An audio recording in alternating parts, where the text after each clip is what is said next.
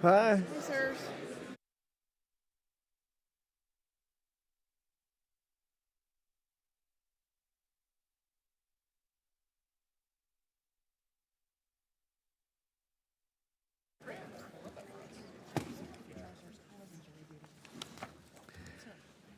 All right, the committee will come to order. I want to welcome our witnesses and thank them for their service to our nation. Today, we'll hear from the Department of the Navy regarding FY27 budget request. As a maritime nation, our national security requires strong and ready naval force with sufficient vessels and capabilities to deter our enemies.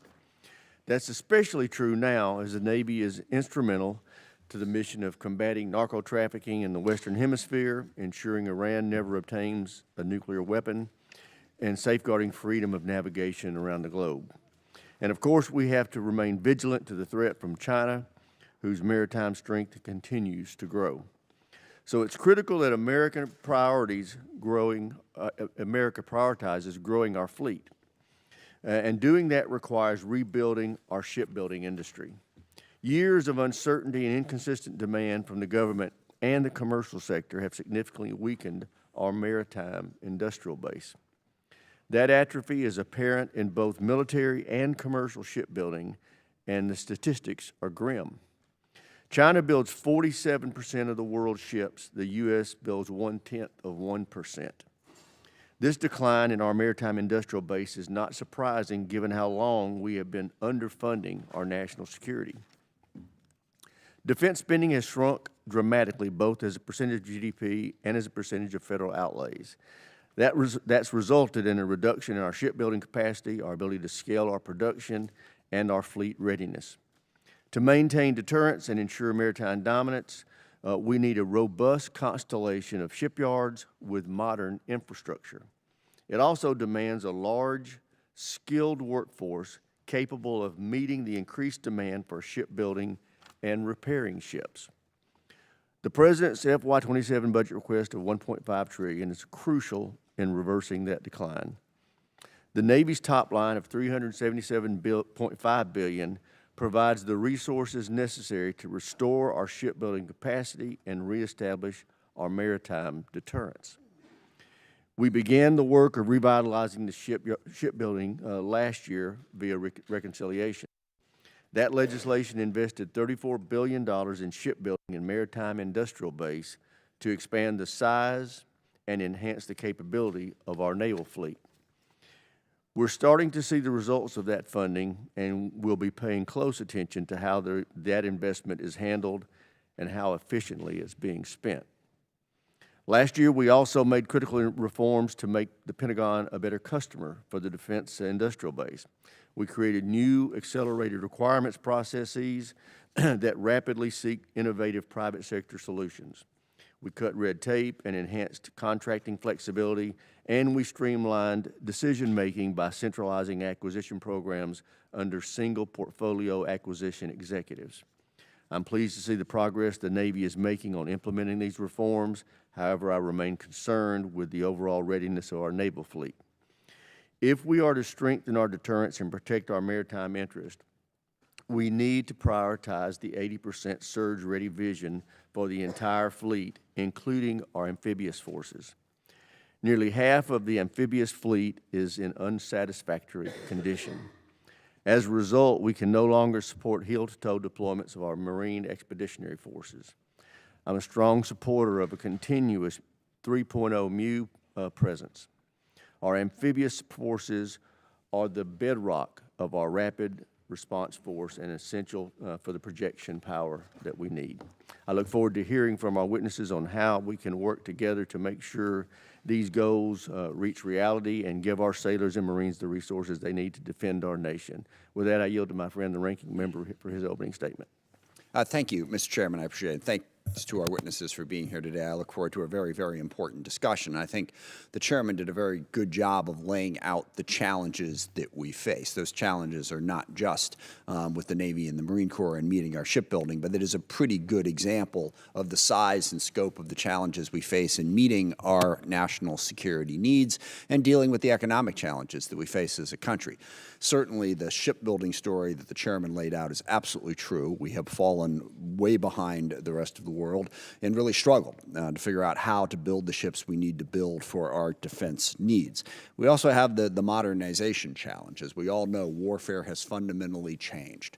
Autonomous systems, AI, are going to be crucial to meeting our warfighting needs, as is our ability to build the munitions and equipment that we need at a far greater scale, at a far more affordable pace. And some progress has been made. I particularly want to thank the Marine Corps. I know Commandant Berger, who came before Commandant Smith, really took the lead in recognizing this and took a hell of a lot of heat for saying, no, we have to change. He made the changes. I think the Marine Corps has adapted to what the modern battlefield looks like. And also, you passed your audit, which makes everybody around you, 3 times, everyone around you jealous, but I think it should also make them aspirational to do that as well. I also think on the Navy side, I've been particularly impressed with the workforce development. I've been up to Bath, and I was just down at Newport News a few days ago. 3-4 years ago, it really looked like, we're just not going to be able to find the workforce, and we still have a long way to go. We do not have enough people, but emphasizing training, bringing people into shipbuilding has made a difference. We have a much younger workforce now in the shipbuilding, and that certainly helps move us forward. And also, as the chairman mentioned, our passage last year of acquisition reform to try to help the Pentagon get to the point where you can innovate faster at scale is making a difference. We have a long way to go there as well. I will point out, however, I do disagree with the chairman on one point. Yes, we are way behind on shipbuilding, but it's not because we haven't spent enough money on defense. Where we are behind is on commercial shipbuilding, because we're behind on both, to be honest, but commercial shipbuilding is the main area because we were no longer competitive in that space. The economy changed. We cannot spend our way out of this problem, and that is my single biggest concern about the way we approach this. We are still trying to imagine that we can do everything if we just spend enough money. That, I think, is a very unwise strategy. We have a debt pushing up close to $40 trillion. We continue to not be able to support any sort of revenue increases to pay for it. We're going to have to get smarter, and I've used this quote in this room many, many times, so I apologize for repeating myself, but I think we are at that Winston Churchill point. Gentlemen, we're out of money. Now we have to think. The good news is we have really good options. We have very, very smart people. We have modern technology that can show us how to build the systems we need in a cheaper, more affordable way and put out a platform that enables us to achieve our objectives by taking advantage of having asymmetric advantages and figuring out what weapon systems we can have that can meet our needs. That's the way we need to be thinking. And we've discussed this, but all of what I've just said, the personification of the problem is the decision to go out and try to build a $22 billion battleship. I doubt seriously whether or not we can build that. I doubt even more seriously whether or not it is what we need at this point, when we need to be focusing on autonomous systems, on how we can do affordable solutions to what we face. If we continue to spend ourselves into oblivion, we will not accomplish the national security objectives that we desperately need. We also have partners and allies that we can use. And here I know all of you have discussed, you agree with that. But let's look at that as a way to grow our ability. South Korea, Japan, Norway, they are capable shipbuilders who, at least this morning, were still our allies. So we need to build on that, build the partners and allies that we can have to meet our needs. I still see a budget that I've been seeing here for 25 years, which is we have all these disastrous problems. Let's just imagine that we'll have an infinite amount of resources going forward, and that's going to be our solution. That's not going to get us there. We need to make cost-effective decisions to get us to the point where we need within a realistic budget framework. With that, I look forward to the discussion, and I yield back. I thank the ranking member. Now I'll introduce our witnesses. The Honorable Hung Cao is the Acting Secretary of the Navy. Admiral Daryl Caudle is the Chief of Naval Operations, and General Eric Smith is the Commandant of the Marine Corps. Welcome our witnesses. Secretary Caudle, we'll start with you. You're recognized. Thank you, Chairman Rogers, Ranking Member Smith, distinguished ladies and gentlemen of the House Armed Services Committee. Thank you for allowing me to testify to you this morning.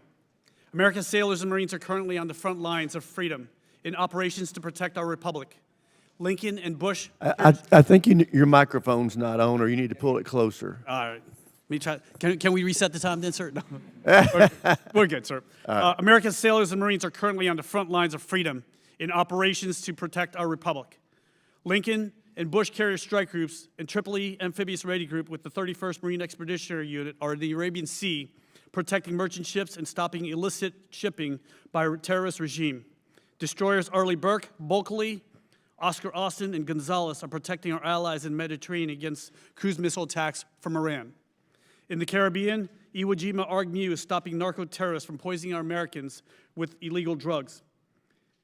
In the Pacific, Boxer ARG-MU and Destroyer Squadron 7 are enforcing the freedom of navigation in the South China Sea. At home, we're preparing Macon Island ARG-MU, USS Dwight D. Eisenhower, a 49-year-old nuclear-powered aircraft carrier for deployment.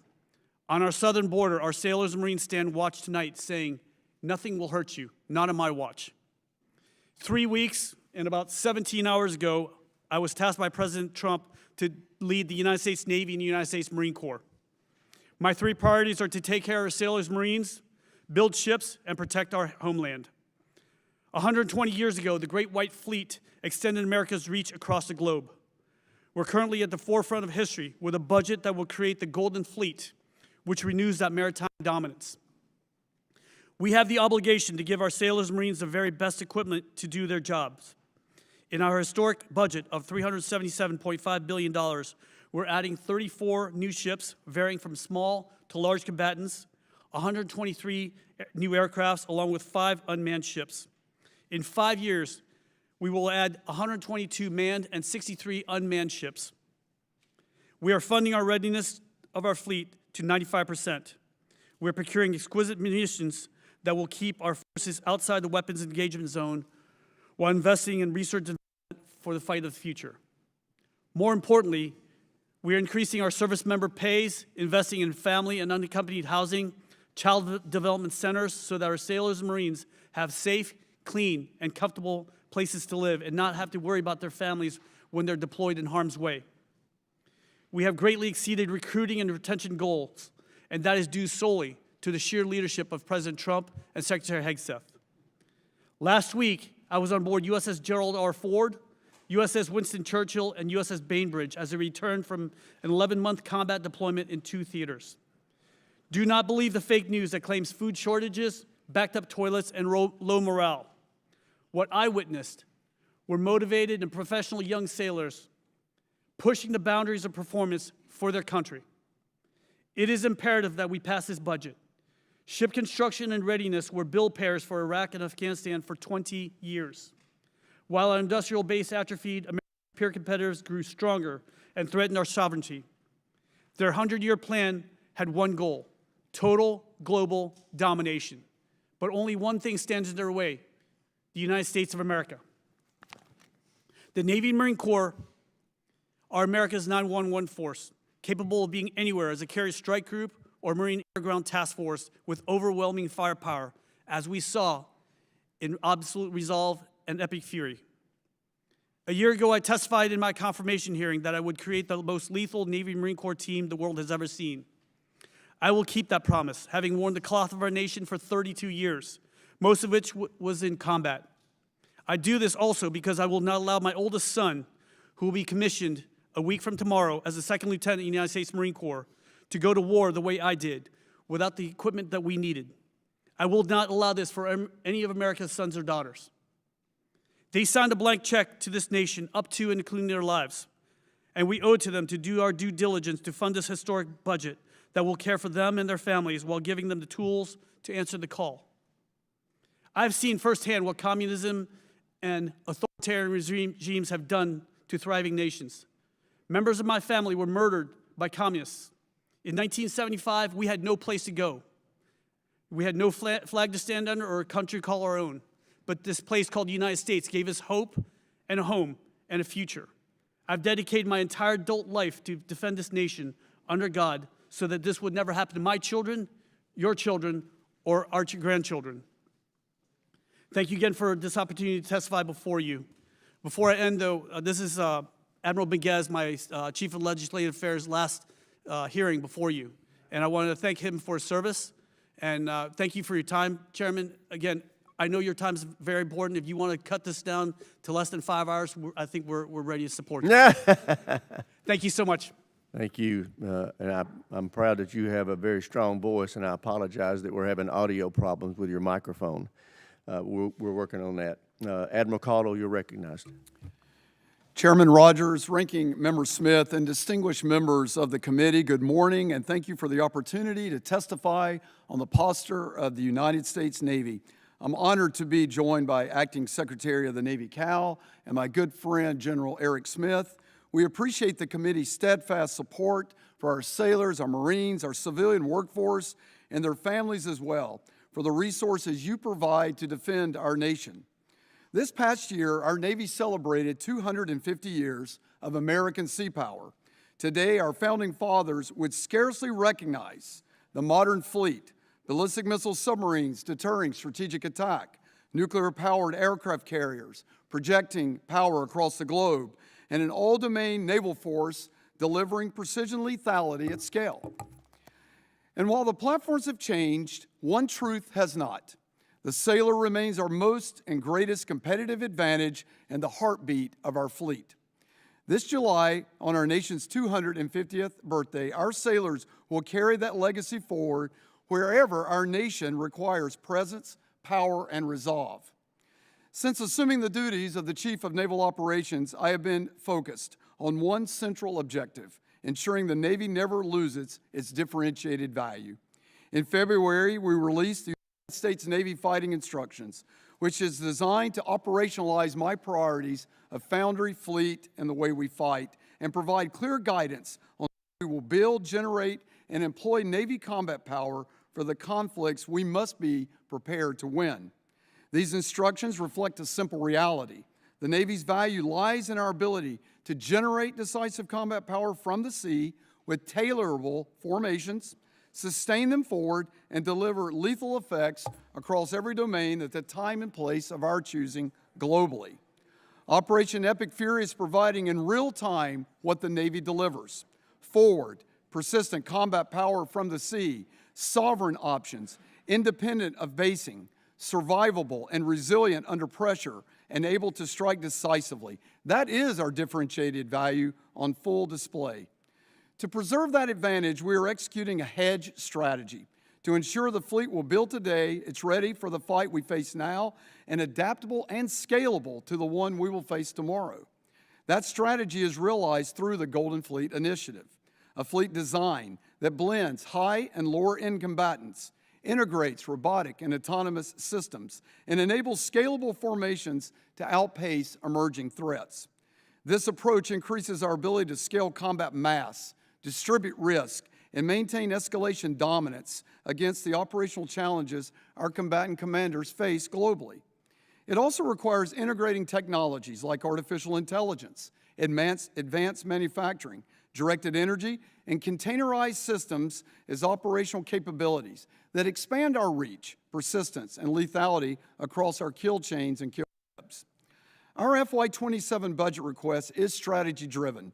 It's aligned to the Department of the Navy's priorities and the objectives of the National Defense Strategy, leveraging the concepts outlined in the United States Navy Fighting Instructions to ensure our investments directly strengthen the foundry, the fleet, and the way we fight.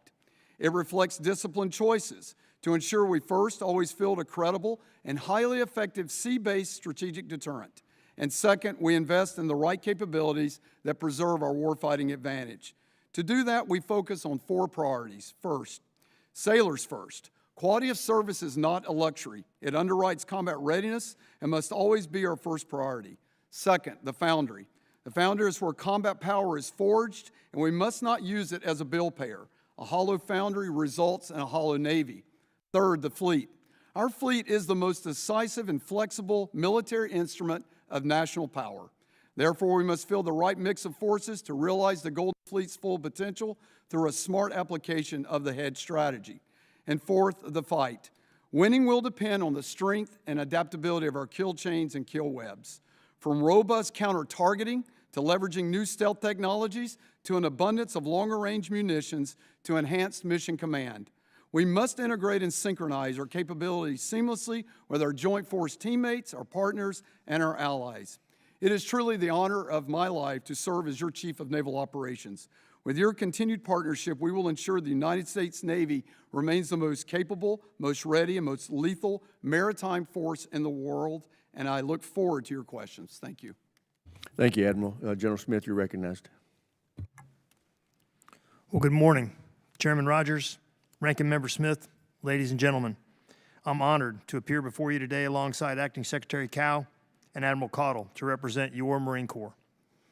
I'd like to start by recognizing the significance of this year's President's budget. It is a generational investment that supports the Marine Corps' top 4 focus areas. 1, restoring a 3.0 amphibious ready group Marine Expeditionary Unit presence. 1 RMU off the East Coast, 1 off the West Coast, and a 31st Marine Expeditionary Unit episodically deployed out of Okinawa, Japan. 2, setting the theater. 3, accelerating modernization and lethality. And 4, building and sustaining a lethal force. Restoring a 3.0 amphibious ready group Marine Expeditionary Unit presence is the Marine Corps' North Star. It consists of 3 continuously forward deployed amphibious ready group Marine Expeditionary Unit teams. Again, 1 sourced from the East Coast, 1 from the West Coast, and 1 episodically deployed out of Okinawa, Japan. Each embarked on 3 amphibious warships, 1 big deck and 2 small boys. The Amphibious Ready Group, or ARG, with the Marine Expeditionary Unit is the most agile, versatile, and responsive formation of the joint force, hands down.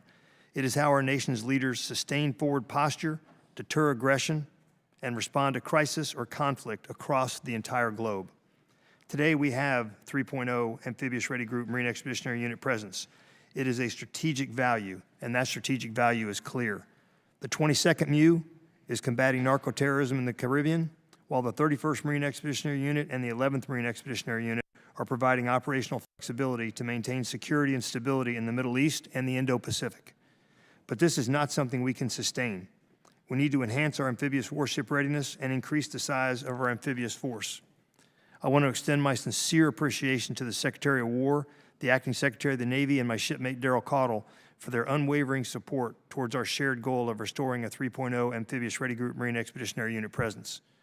Our second focus area is setting the theater. We're committed to protecting our interests, deterring adversaries, reassuring allies, and creating a more agile and resilient global sustainment network, one that seamlessly integrates with the joint force. To achieve this, we're ensuring an optimized force posture while also investing in littoral mobility, pre-positioned equipment and supplies, digital manufacturing, and enhanced installation resilience. We're refining our approach to logistics, prioritizing resilience, speed, and adaptability to generate and sustain our forces. Our third area of focus is accelerating modernization and lethality. Force design underpins everything that we do. We remain committed to modernizing everything from our Marine Expeditionary Units to our Marine Expeditionary Forces, focusing on precision fires, air defense, unmanned systems, resilient command and control, and electromagnetic warfare. We're gaining momentum, but we have to accelerate to ensure that our Marines are most lethal, survivable, and resilient the day before a conflict starts. And finally, we're building and sustaining a lethal force. The quality of life of Marines and their families directly impacts readiness, retention, and lethality. We are deliberately investing in Marines and their families to improve living conditions, institutionalize Marine Corps total fitness, and ensure support for family resources. Before I close, I want to take a moment to recognize the members of this committee and other committees with jurisdiction over the national defense who will be retiring. On behalf of all Marines, thank you for your service to this nation. We know it comes at great personal cost. Thank you for your leadership, but most of all for your partnership. Your constant and steadfast support has ensured the readiness of your Marine Corps. We wish you the best in the next chapter of your service, as we say, fair winds and following seas. I'd like to close by stating that your Marines are ready. The Marine Corps is a globally responsive, lethal, combined arms naval expeditionary force that is capable of projecting power from sea to land and from land to sea, and to maneuver across multiple domains in contested environments to deter, deny, and defeat our adversaries. Thank you again for your trust and support, and I look forward to your questions. Thank you, General. I recognize myself for questions first. We all know that a continuous, strong demand signal is critical to getting our shipbuilding industrial base back on a healthy footing. Ms. Secretary, can you tell us how you're ensuring that fleet requirements and fleet and the acceleration of production rates is happening in the shipbuilding industry? Mr. Chairman, we have many levers we're pulling. Obviously, the SIOP program allows us to invest into our industrial base. We have, for example, for submarine building, a very talented officer, Vice Admiral Rob Goucher, who I've known for 36 years, who is leading and basically moving the submarine construction to the left. But again, we need to explore every single avenue of ship construction in this country. It's not just about warships. Right now, there's only 188 flagged U.S. merchant ships and 105 military sea lift commands ships, whereas the Chinese have 11,000 ships. We are a maritime nation bordering both the Pacific and the Atlantic, and we depend on that maritime dominance for our trade and for the good of our nation as well. And so if we pull all the levers, we're looking at 540,000 jobs in the United States for shipbuilding alone, and that's for every single one of your districts. And this is why we need to fund this bill, sir, so we can get shipbuilding going and get this nation going. Admiral Caudle, what operational impacts will you feel if Congress doesn't pass supplemental funding, and when do you think you'll start feeling those impacts? Sir, as you know, the FY26 budget didn't bake in Epic Fury. And we're, the Navy, if you see any news channel and you look at the graphic there, you see a large Navy force in the Middle East. So we're burning bright, and that's what Navies do. And we're built that way. But it does come at costs, and it comes at operational costs. Things like fuel costs, operating hours, training airframes, and all the sorts of incremental things, munitions that you actually expend during wartime. And so without supplemental funding, I do fear that I'll have to start making decisions in the July timeframe on how I do force generation. That could make differences between how I do exercises, how I do routine operations, in order to make sure that I do not, have the funds necessary to continue the war effort for Epic Fury. A bigger piece, too, that I would tell you is in people.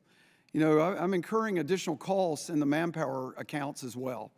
And so without additional funding, I'm going to end up having to hold on station a number between 12 and 15,000 new accessions that I'm trying to push through. So my record recruiting is going to be thwarted without additional funding to PCS those individuals from boot camp and to pay enlistment and re-enlistment bonuses. So those efforts could be challenged if I don't get additional supplemental funding, sir. On another point, Admiral, what steps have you taken fleet-wide to improve your maintenance outcomes and improve your readiness rates? Well, I think the Secretary landed most of it. This has been a full-court press effort to expand our maritime industrial base and certainly the submarine industrial base. I think the acquisition reform is putting, with the DERPM and other PAE structural changes, to put more accountability at our supervisors of shipbuildings to be more intrusive oversight while construction's going on. The idea of developing, no kidding, getting the U.S. to no kidding build ships through a modular, distributed type of framework, we're doing that to some extent with Virginia-class and Arleigh Burke. But we need to expand that. We need better integration of artificial intelligence. We need better integration of robotics to do more welds robotically for higher output and reproducing higher quality. We've got workforce talent management going on across the country, but we need more of that as well to make sure we recruit and retain and lower the attrition of our key workforce. And that's not just, kind of wage grade and vocational. This is middle-level engineer management coming out of engineering STEM schools that I desperately need for doing the planning and oversight of the work. And then I'd say most of the things we got going on, sir. Great. With that, I'll yield to the ranking member. Thank you very much.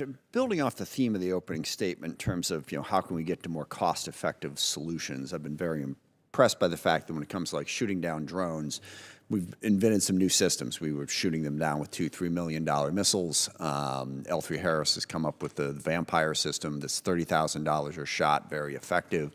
Another private company came up with Mirops. By the way, I think Vampire is a much better name than Mirops if you're going to name a system, just for those paying attention to those things. $15,000 a shot. And it was all about figuring out, okay, we have our needs. How do we meet them in a very cost-effective way?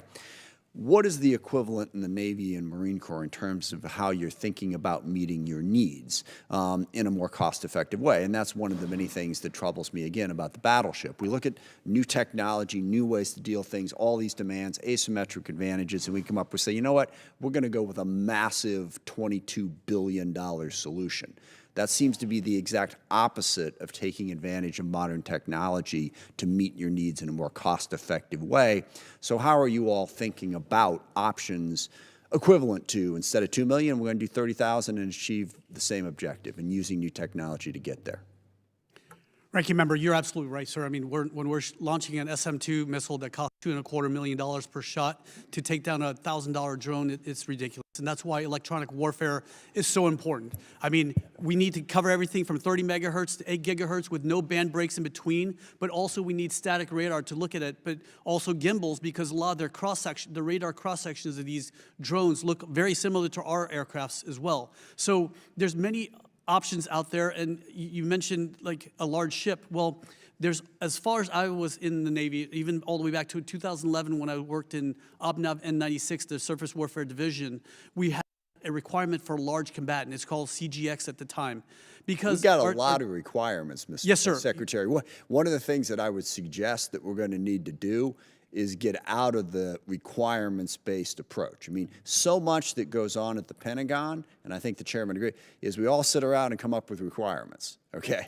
And there's, gosh, tens of thousands, hundreds of thousands of pages of them. Let's focus on what actually needs to be done instead of, well, we got a requirement for it. We got to think through it a little bit more than that. Sorry to interrupt. Just had to make that point. Go ahead. Thank you for that. Ranking Member, again, I pay bills at home, and there's, the kids need braces, they need everything, and we have to balance all those things.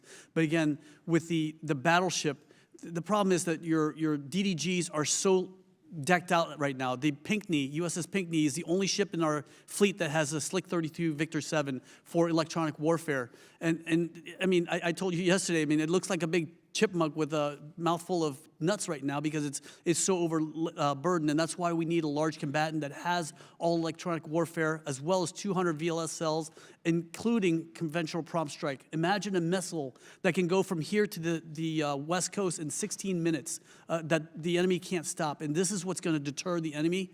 Meanwhile, we need to also invest into our shipyards. We need to invest into our electronic warfare, and as well as our sailors and Marines as well. And this is why the job of balancing the budget is so difficult. And sure. Again, I want to I'm sorry, sir. Go ahead. Yeah. One other question on that.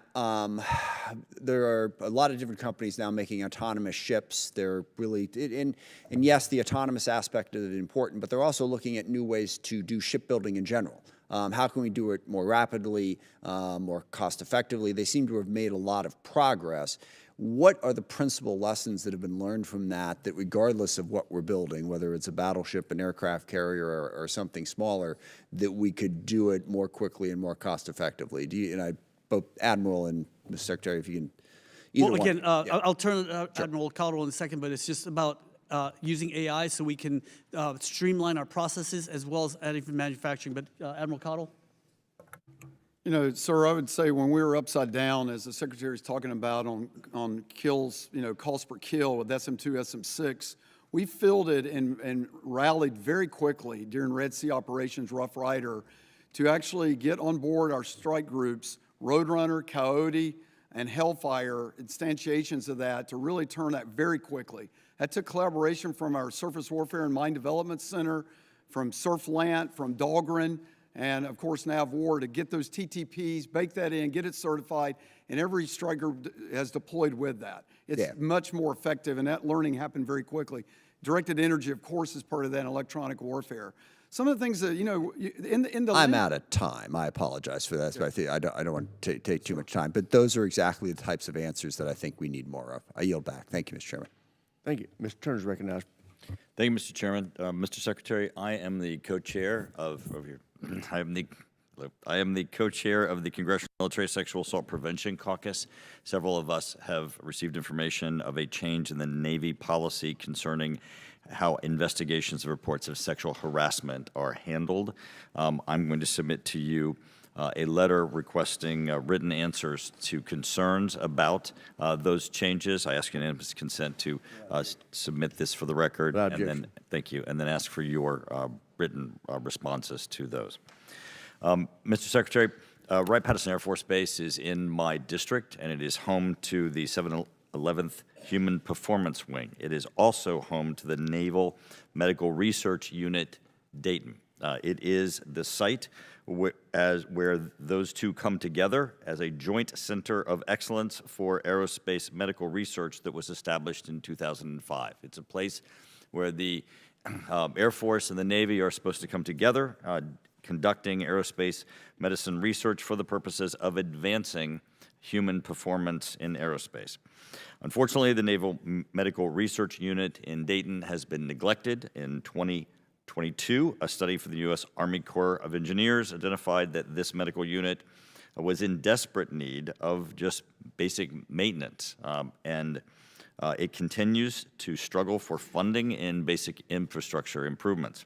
As a result of that, I put a request in last year's NDAA for the Navy to respond to how is the Navy going to respond to this report from 2022 that has yet to be answered. That report in the NDAA had a deadline of this year of March 31st, which was missed this year. So the Navy hasn't even responded to the request to respond to the lack of responding to the Army Corps of Engineers response, which was 2022. We're missing the opportunity for the Navy and the Air Force to work together in aerospace medicine research, which again is supposed to advance human performance in aerospace. Mr. Secretary, I'd ask you, are you aware of this missed opportunity, and can we remedy this opportunity so that we can advance, obviously, this incredible opportunity to advance human performance in aerospace? Congressman, I apologize. I was not aware of this, but this is the problem when we have a lot of these units attached to Air Force bases. I had the problem in Tinker Air Force Base too, where we had a large number of suicides, and that I've gone there personally, and I've made a lot of headway in order to curtail the suicide rates at Tinker Air Force Base. But for Wright-Patterson Air Force Base, human performance is so important. We have to treat every sailor and Marine like a weapon systems. We need to take care of them. That's whether it's through human performance or medical treatment or even mental health. We will do that. So you have my word that I will not only look into this, respond quickly, but also come visit you, sir.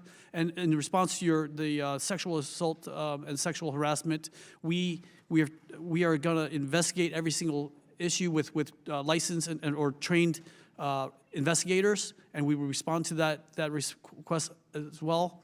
And again, I have 5 children, 3 daughters. I will not allow this to happen. I look forward to your response to both. Thank you. Gentleman from California, Mr. Garamendi. Thank you, Mr. Chairman. Mr. Chairman, you and Ranking Member Smith, as well as the Secretary, spoke to the issue of the commercial fleet that America does not have. Draw to your attention, there is a piece of legislation called the Ships Act that deals directly with that. I bring that to the attention of the committee, and perhaps that could be an integral part of our work as we form up the NDAA. Rather important in meeting all of the requirements that we have. So I'll let it go at that. Thank you for bringing the issue up, and I'll drive it forward.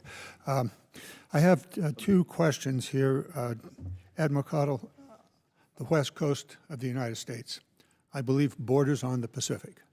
The Pacific is going to be, has been, and will continue to be a major theater with enormous challenges. Do we have sufficient facilities on the west coast of the United States to meet the needs of the Navy as it looks to its larger fleet and to the challenges of the Pacific?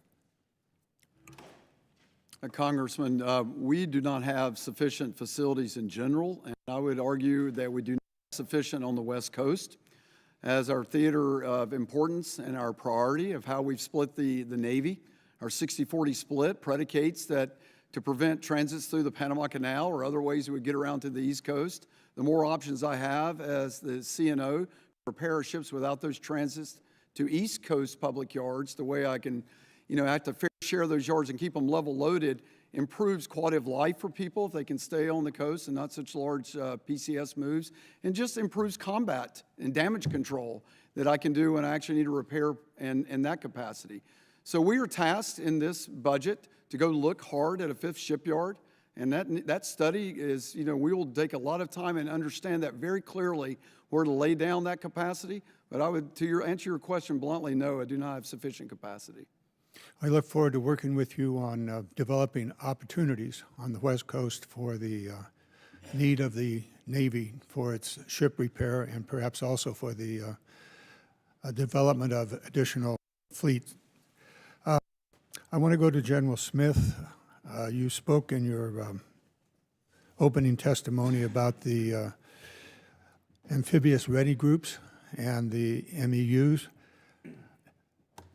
What do you need to carry out your plan? Do you have sufficient ships, amphibs, large and not so large? And what is the plan to develop? What is your plan and what is your need to develop the necessary fleet for the Marine Corps? Well, sir, thanks for that question. So our requirement is a 3.0 ARG-MU. Again, one off the East Coast, one off the West Coast, and one episodically deployed out of Okinawa, Japan. We're currently required to have a minimum of 31 amphibious warfare ships, but that was predicated on 80% readiness. And we're well short of 80% readiness in the amphib fleet. We're closer to 50%. So we're going to need more ships. I defer to my shipmate, Daryl Caudle, on exactly how many ships are going to be required to maintain that 3.0 ARG-MU presence. But my requirement is a 3.0 ARG-MU presence regardless of the number of ships that are available. So those would be the large amphibs and the medium? Yes, sir. LHAs, LHDs, and then LPDs. Are they presently in the planning that the Navy is putting forth? Again, I will defer to the Secretary and to the CNO on that, sir. Let's move to the Secretary. Yes, well, sir, I just can tell you, we have an LHA and LPD and LSMs in the budget. So all three of those ships are in the budget of sufficient Yes, number Congress. to meet the needs of the Marine Corps? Yes, Congress. Very good. With that, I will yield back. Thank you, Mr. Chairman. Gentleman yields back. Chair now recognizes the gentleman from Virginia, Mr. Whitman. Thank you, Mr. Chairman. I'd like to thank our witnesses for joining us today. Secretary Cow, Admiral Caudle, General Smith, thanks so much for the incredible job that you do. Secretary Cow, I want to start with you. Yesterday at the House Subcommittee on Appropriations for Defense, you talked about nuclear power generation, specifically onshore nuclear power generation. We all know our nuclear navy is the best ever in the history of humankind, and how it utilizes nuclear energy to power our ships. That's 70 years of record with naval reactors is beyond reproach. What I want to look at is how are we taking that technology and then applying it in different ways. And I got language in last year's National Defense Authorization Act that directed pilot projects on Navy bases to actually do onshore nuclear power generation with small modular reactors. And to do that in a way where we can pair that with data centers. Listen, the future of what we need to make sure we win the race in AI is going to center around data. You want to have your power generation sources close to where your data centers are, the power demand. There's a need for the military for that power generation to have organic capabilities on a base to make sure we're not at peril with the larger grid if somebody tries to take it out, and then making sure we have our own organic capability with the data that we need for that. All those things make sense. They're also in line with what's happening externally with other efforts to generate more power to respond to this nation's increased energy needs, and making sure that we're doing data center development in a very responsible way. And I argue the nation and the Navy and the military benefits from that. Give me your perspective on how you think we can aggressively pursue this to, as quickly as we can, get these SMRs permitted and under construction on Navy bases, how we can look for partners in the data center realm to put those on military bases or on Navy bases, and how you would look at executing that. Thank you, Congressman. This summer, Norfolk Naval Base is going to be powered from an aircraft carrier. We're going to export the energy from the aircraft carrier to the base. But imagine having this power generation from within the base, that we can even export the energy to the surrounding area and use that as a working capital fund to now actually fix our bases. And the energy that's produced from these, we can power also, or use it for a 4-stage distiller, making water, fresh potable water. I mean, on a carrier, we're pumping millions of gallons over the side every day of fresh potable water that tests at pH 7, right? That we can now export in places like California, where you have a drought. You can actually export that energy, that water, to put in the surrounding area. Now, the president has named the Army, which breaks my heart, as the executive agent for shore-based thing. This is, as a matter of honor, we are the nuclear Navy. So I do want to turn over to Admiral Caudle, who is more in tune of nuclear power than I can ever be. Congressman, one thing we need is a champion, okay? You're doing that over here, but we've got to have an overall programmatic champion for the SMR program. So I think we're dithering a bit there and not really kind of landing on, the pilot and laying out the program of record. Yes. So, while the Army may be, tapped to be the overall lead for it, I see no world in which the Navy's not going to be part of that discussion and bring our expertise through our long-established naval reactors, deep understanding of reactor physics and understanding safe operation. But we need to get a pilot established and a target date and get one going. Yep. Admiral Caudle, thank you. And we will be laser focused on that again this year, the National Defense Authorization Act. I wanted to follow on with that on a shipbuilding issue. There's $1.85 billion in this year's President's budget in the request for Advanced Shipbuilding Industrial Base and Future Ship Experimental, essentially looking at the proposal of taking foreign designs and then putting those in place for our shipbuilding. I just have a question about that. I have a hesitation about that because we tried that with FREM, with an Italian design, and we took an Italian design and we said, okay, it's 85% complete, and then made adjustments to it, and all of a sudden it only became 15% complete on design. And today we have 2 Constellation-class ships, and that will be it. We will cancel the rest of the program. So I guess my question is how do you see this going forward, and how are we going to reconcile the effort to say, let's grow the industrial base, let's grow shipbuilding in the United States, and on the other hand, say that we're going to now look at foreign ship designs and how we're going to build and sustain a U.S. shipbuilding industrial base for our U.S. Navy? Well, there are a lot of lessons we learned from Constellation. This can be done right. I think the Icebreaker program is an example of where, this can Gentleman's time's expired. Chair now recognizes the gentleman from New Jersey, Mr. Norcross. Thank you, Chairman. I'd like to thank the witnesses for being here today. We're focusing on our shipbuilding capacity for good reason. It's not working. It's getting better. Back when Pearl Harbor happened in 1941, our shipbuilding capacity was in shambles. Within 2 years, President Roosevelt brought those leaders of the great industrial companies in this America, and within 2 years, we're pumping out 1 ship a week plus. We got behind it. We know we got into this problem by disinvesting in our own industrial base. That's why back in 21, we put a Buy American Act to step up the percentage of American-made products in our shipbuilding. Back in 24, the Mines Act expanded on that to say you're going from 65 to 75 and eventually 85%. Well, we put that in, it's law. We have not received one report from the repository we created to say how much of our industrial base starts and is made here in the United States.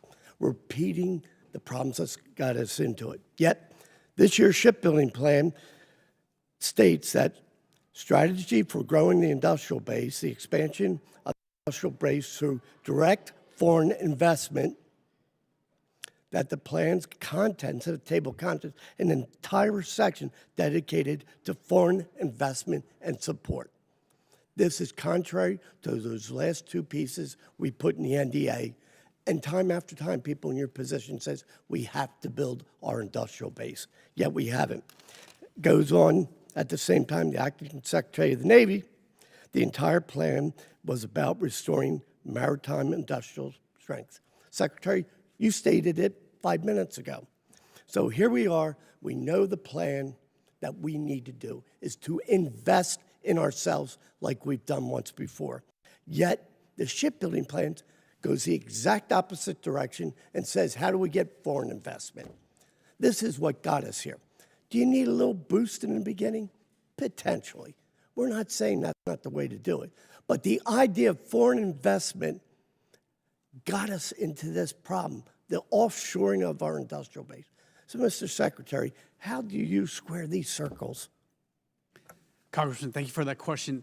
We're not investing in foreign shipbuilding. What we're doing is seeing what these models work, whether they will work in our fleet, and then they will bring that to the United States. Some of these foreign shipbuilders are cranking out destroyers at a rate of 1 every 2 years, whereas it's taking 6 to 8 years. Please, just give me a moment. Yes, Page 17 of that plan, potentially from overseas shipyards, along with the fuel tankers, and that acknowledgement, this work may be performed from the outside of the United States. So if what you're saying is true, you have to change that, saying we're not going to get these made outside of the United States. Again, we're also bringing our workers over there to learn their techniques, sir, because we're just not doing it fast enough over here. It's one of those things where, you know, they use a lot of AI to map out their workload every day so that we're not wasting time on just paperwork. 40% of our time at our shipyards are spent doing just paperwork on literally a clipboard and an Excel spreadsheet instead of doing it. So invest in the United States so we don't do this. The idea that you've opened up the door here, contrary to what we've been saying, for foreign investment on their side of the water, completely different than what we talked about in this committee, what you talked about. I have no problem sending people over to learn it better, no problem. But the idea that somehow it's because we didn't learn how to do it better. No, we didn't make the investment. So please, I want to hear from Admiral and from you that you're not going to build these ships overseas. You're going to build it here in the United States where our industrial base needs to grow. We have to push every lever, Congressman, to make this work. I mean, it's like honestly, it's like going to a candy machine. Your Snickers bars get stuck. You know, you can do two things. You can call that number, 800 number, and no one's going to respond. You're not going to get your money back. You can put more money in, but that's not going to work. You can shake the machine. It's just not going to get, or you can go, you know, next door to the other candy machine and get it. That's what we're trying to do, sir. We're trying to make sure that we are invigorating the industrial base and energizing them. I have 9 seconds. Thank you. I appreciate your speaking directly to this, but the fact of the matter is we're not investing here in America to the point that we need. Thank you. I yield back. Gentleman's time has expired. Chair now recognizes the gentleman from Tennessee, Dr. Desjardins. Thank you, Chairman, and thank our witnesses for being here today. Mr. Whitman started the subject, and Mr. Norcross continued it. I had a question for Secretary Cow. In your opening statement, you mentioned how the department has been focusing on expanded distributed shipbuilding efforts. Can you expand what those efforts will look like in a practical sense and how foreign shipbuilding efforts will impact domestic shipyard production? And just as an aside, yesterday I met with South Korean Ambassador Kang in my office, who was offering shipbuilding capabilities in South Korea, and what other allies of ours around the world can help us fill the gap while we're trying to rebuild Americans' shipbuilding capacity. Thank you, Congressman. We're trying to, like I said, energize our industrial base here. I think some of our primes have gotten very comfortable with the way they're doing things, cranking out ships at 6 to 8 years. I mean, we're better than this. We're Americans. We can do a lot better than this. And sometimes it just takes a little competition to get us going. And this is where we're bringing in foreign shipbuilders to say, you know what, let's bring our American workers over there, see how they build things, and bring it back over and industrialize our capacity. Along with that, we are looking in a few weeks. I'm hoping we'll be able to announce to you guys some of the things we're going to build in America. That's it's being worked on right now as we speak by the Deputy Secretary of War. And so I love to come in basically 24 hours before we announce these things to inform you how we're going to do that. But let me turn over to Admiral Caudle, and so he can talk about the SIA program that his officers are working on. Well, I've been tackling this for the last 6 years, from Subforce Commander to the Fleet Forces Commander to CNO. And to some extent, the Secretary's got it right. It's been pushing a rope on getting the improvements we need to see. I live in a real threat-based world. And threat-based analysis means I actually have to have, no kidding, ships. And while I love everything to be built in the United States, we do have to expand the aperture. This budget, to be executed, we'll have to expand the industrial base and actually go in a smart way, in an optimized way, lay down that ship demand signal across the different yards that can actually go produce this in an effective way. In my worldview, that will actually require some foreign shipyards to actually help me do that, to actually deliver the actual ships I need in a time frame when that's important. And so I think it's an all hands on deck, and to execute this budget at the size and scale, it's going to take that approach. Okay. And Admiral Caudle, staying with you, let's go underwater. The Navy had a plan to potentially extend the service lives of several Ohio-class submarines known as PIRA to ensure sea-based deterrence requirements continue to be met during the transition from Ohio to Columbia. My understanding is this plan continues to evolve, and the Navy is now looking at smaller life extensions for greater numbers of Ohio-class submarines.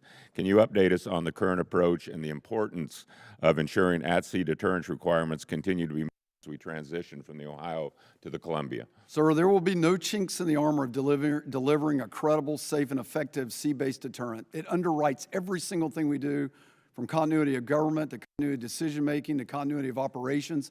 We will actually field that in accordance with U.S. Strategic Command requirements. So to make sure that happens, I am making sure that as Columbia comes online, that I have what I would call a make before break transition between Columbia as we sunset the Ohio class, which has served so well. To do that, we will extend some Ohio class to give us the breathing room necessary for that transition. And so that's our plan of record for that. The total number of that is still being refined, but you can look at a number between 4 and 5 Ohio class to actually make that transition effective. And we will extend them through the PIRA availabilities as you have described. Okay, thank you. And Secretary Cal, we've only got 47 seconds, but we know we've had some setbacks in both the conventional prompt strike programs, Army's land-based long-range hypersonic weapons, and due to the previous test failures involving Army launchers, and all up round both CPS and LRHW have undergone a replan. Can you speak to the progress of the replan and how Congress can work to support the advancement of the hypersonic mission in 20 seconds? Congressman, I worked on moving the conventional prompt strike from AT&L, OSD to AT&L to Navy in 2016, and we were supposed to deliver it, and we're running out of time, so we are accelerating it as fast as possible, but Slick Amend is also another deterrent that will really be a game changer, sir. Thank you. Yield back. Gentleman yields back, Chair, and I recognize Mr. Courtney. Thank you, Mr. Chair. Admiral Caudle, a few weeks ago, Indo-PACOM Commander Admiral Paparo testified that the AUKUS security agreement is essential and that Pillar 1 of the AUKUS optimal pathway, quote, is on track in every regard.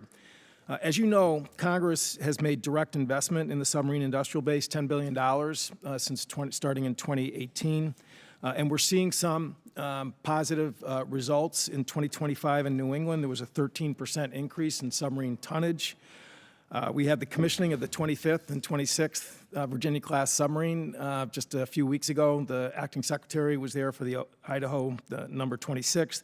And the 27th and the 28th are pressure hull complete, and they're in the process of going through sea trials, knock on wood, delivery and commissioning sometime within the next 12 months or so. So my question to you is, do you agree with the findings of the AUKUS review last December that endorsed continuing our commitment to that security agreement, as well as Admiral Paparo's testimony? Congressman Courtney, I wholeheartedly agree with it. I was part of it. I was in bed creating it. I made a lot of the recommendations in it that were actually adopted, and fully support AUKUS Pillar 1, fully support Sam Paparo's statement. And I look forward to standing up Submarine Squadron 3 later this year and making sure that Submarine Rotational Force West becomes alive and getting the first Virginia-class transfer to Australia next year as we continue to build out where they eventually buy U.S. submarines. So fully support, sir. Thank you. You know, another aspect of this is having surge readiness in place. And I know when Admiral Houston took over at Naval Reactors, it was hovering around 60% in terms of submarine availability. It's sort of gone up a little bit down a little. And but can you talk about, again, how something that doesn't get talked about a lot, but if you're really talking about making sure that our undersea fleet is going to be in a position to complete the commitments that AUKUS calls for, but also make sure that all our combatant commanders like Admiral Paparo, you know, have the access to the undersea fleet at the same time. Well, and this is really about, you know, posture. You know, where do we put our submarines and home port them in a way that we can sustain them and operate them? That's why Guam is so important, the Submarine Squadron 15 there. That's why, you know, Hawaii and of course San Diego become very important. And then what we've done is, and I think in a very thoughtful way, is for once in a lifetime shared technology with a close partner in Australia to give them a no-kidding submarine force that will add an entirely new dimension to the threats we face in the Indo-Pacific. And so that under the submarine squadron and the way we will command and control that working with the Australian Navy, who are great partners and have been for decades, will give Admiral Paparo access to those submarines as well. Thank you. So, and General Smith, along the same lines, I mean, making sure that the amphibious ship industrial base, both in terms of production and repair and maintenance, I mean, that's pretty key to making sure that we have the MU levels that you have, again, testified over the years about. Can you sort of give us sort of your perspective about where that, those efforts, that enterprise stands? Sir, I can. What I base it on is a 3.0 ARGMU presence. The 31 amphibious warfare ships that are required by law are based on 80% readiness. And again, we're well below 80% readiness. So my requirement is a 3.0 ARGMU presence, and I'm agnostic as to how we improve the amphibious readiness. There's multiple ways you can do it. You can do optimized maintenance and force generation. You can do targeted service life extensions, and you can do new ship procurement or a combination of the three. And so I defer to my shipmate, Daryl Caudle, on how to meet that requirement. But both services agree that 31 ships is simply not enough for a 3.0 ARGMU presence. Achieving this requires increased investment. And again, PB27 is a significant down payment on this. Great, thank you. So I've only got a little bit of time left. Next week, the Sea Power Subcommittee is going to be holding its own sort of posture budget perspective. There will be many questions about the battleship program. You know, we're going from basically a poster board in December to $1 billion requested this year, $17 billion the following year. You know, the one lesson certainly in my time here is that before you start cutting steel, you got to make sure your design piece is done or pretty darn close to done. We have, you know, whether Zumwalt or LCS, I mean, the stories still haunt, I think, a lot of us here about the fact when that, you know, discipline is not sort of adhered to. But again, I'm running out of time, but I at least flag that for you and your team that, you know, we've got lots of issues and questions we want to explore on that. With that, I yield back. Gentleman yields back. Chair now recognizes the gentleman from Mississippi, General Kelly. Thank you, Mr. Chairman. I want to start by just saying that we need every shipyard in America at full capacity. We need every dry dock repairing some ship that we have somewhere. That is critical. I just visited the Philly shipyard this last weekend. They can be complementary. We need to make sure all these shipyards at full capacity, that they have a steady demand signal, and that we continue to produce warships, but not only warships, but logistical ships that support both our time mariners and our Navy. And so whatever it does, some of those skills interlike. So I want to begin by thanking President Trump for his leadership in restoring our military, including historic investments in our shipbuilding and strengthening the defense industrial base. The budget builds on that progress and reinforces the national defense remains a top priority. Secretary Cowell, congratulations on your appointment. And thank you for releasing a 30-year shipbuilding plan. I have been on this committee for 9 years, and I have been asking for 9 years for a 30-year shipbuilding plan, and we finally have one. While I may not agree with the contents of every one of it or exactly how it goes, at least we have a basis to now determine what type of ships to build. Secretary Caudle, what can this committee be doing to help incentivize a quicker amphib production rate? Thank you, Congressman, for that, for your comments, and as well as, getting out the shipbuilding plan was hard, but the way I see it, the Congress of the United States is like the Board of Trustees, and I need to answer your questions. And, it might not be perfect 30 years on, because we had no idea what the world looked like 30 years ago. I mean, we didn't know anything about autonomous vehicles. We didn't know about that China was a threat. We didn't even know who Osama bin Laden was. So I want to concentrate definitely on the 5, 10, 15 years, and that includes the amphibious ships as well. And like you said, we need to pull every single lever there is in order to get shipbuilding going. And it may very well be something simple like, these young people that we lied to said, hey, you have to have a degree to make a living, and they're not working right now. What can we do to maybe even freeze their loans, right? And then when they work at a shipyard, we pay off every year. We pay off a year of that loan just so they can have the honor of working for a living as well as paying off their bills. But there's a lot of things we need to do, sir. But the main thing is we need this budget to be passed so that we can energize and invigorate shipbuilding, sir. Okay. Admiral Caudle, I'm just going to make a comment because I really don't have time, but the Navy has to get better about not procrastinating on amphib readiness. We need to either build more amphibs, and we need to keep those ships ready. And I know that we're improving, but we need to improve much faster because we need those. That's the Swiss knife of our Navy and ground forces and air power. And so those amphibs are so important for both hard and soft power around the globe. And so whatever it takes, we need to commit to getting 3.0 ARG-MUs. With that, I want to talk just a little bit about the E-2Ds. And it continues to prove itself as one of the Navy's most important battle management and command and control platforms. Tell me, what do you think about the block buying? Is it the right numbers, and how important are these E-2Ds to the force? Well, sir, thank you. Let me just say, just real quick, there is no daylight between this table on amphib readiness. We're all behind 3.0, and we're working. I look forward to talking to you about the improvements. On E2, you got it exactly right. That is a special sauce of the air wing. Obviously, it's recognized not only for its ability to support carrier strike group, but we dirt debt them as well and support the joint force. And so it's a need for that joint capability is crucial. Block buy is essential for a lot of reasons. One, it gives a clear demand signal to the investors who build this and actually who are going to produce it. It allows me to actually factor in through a more structured way how we modernize. It's how we actually keep the line open in a more productive manner.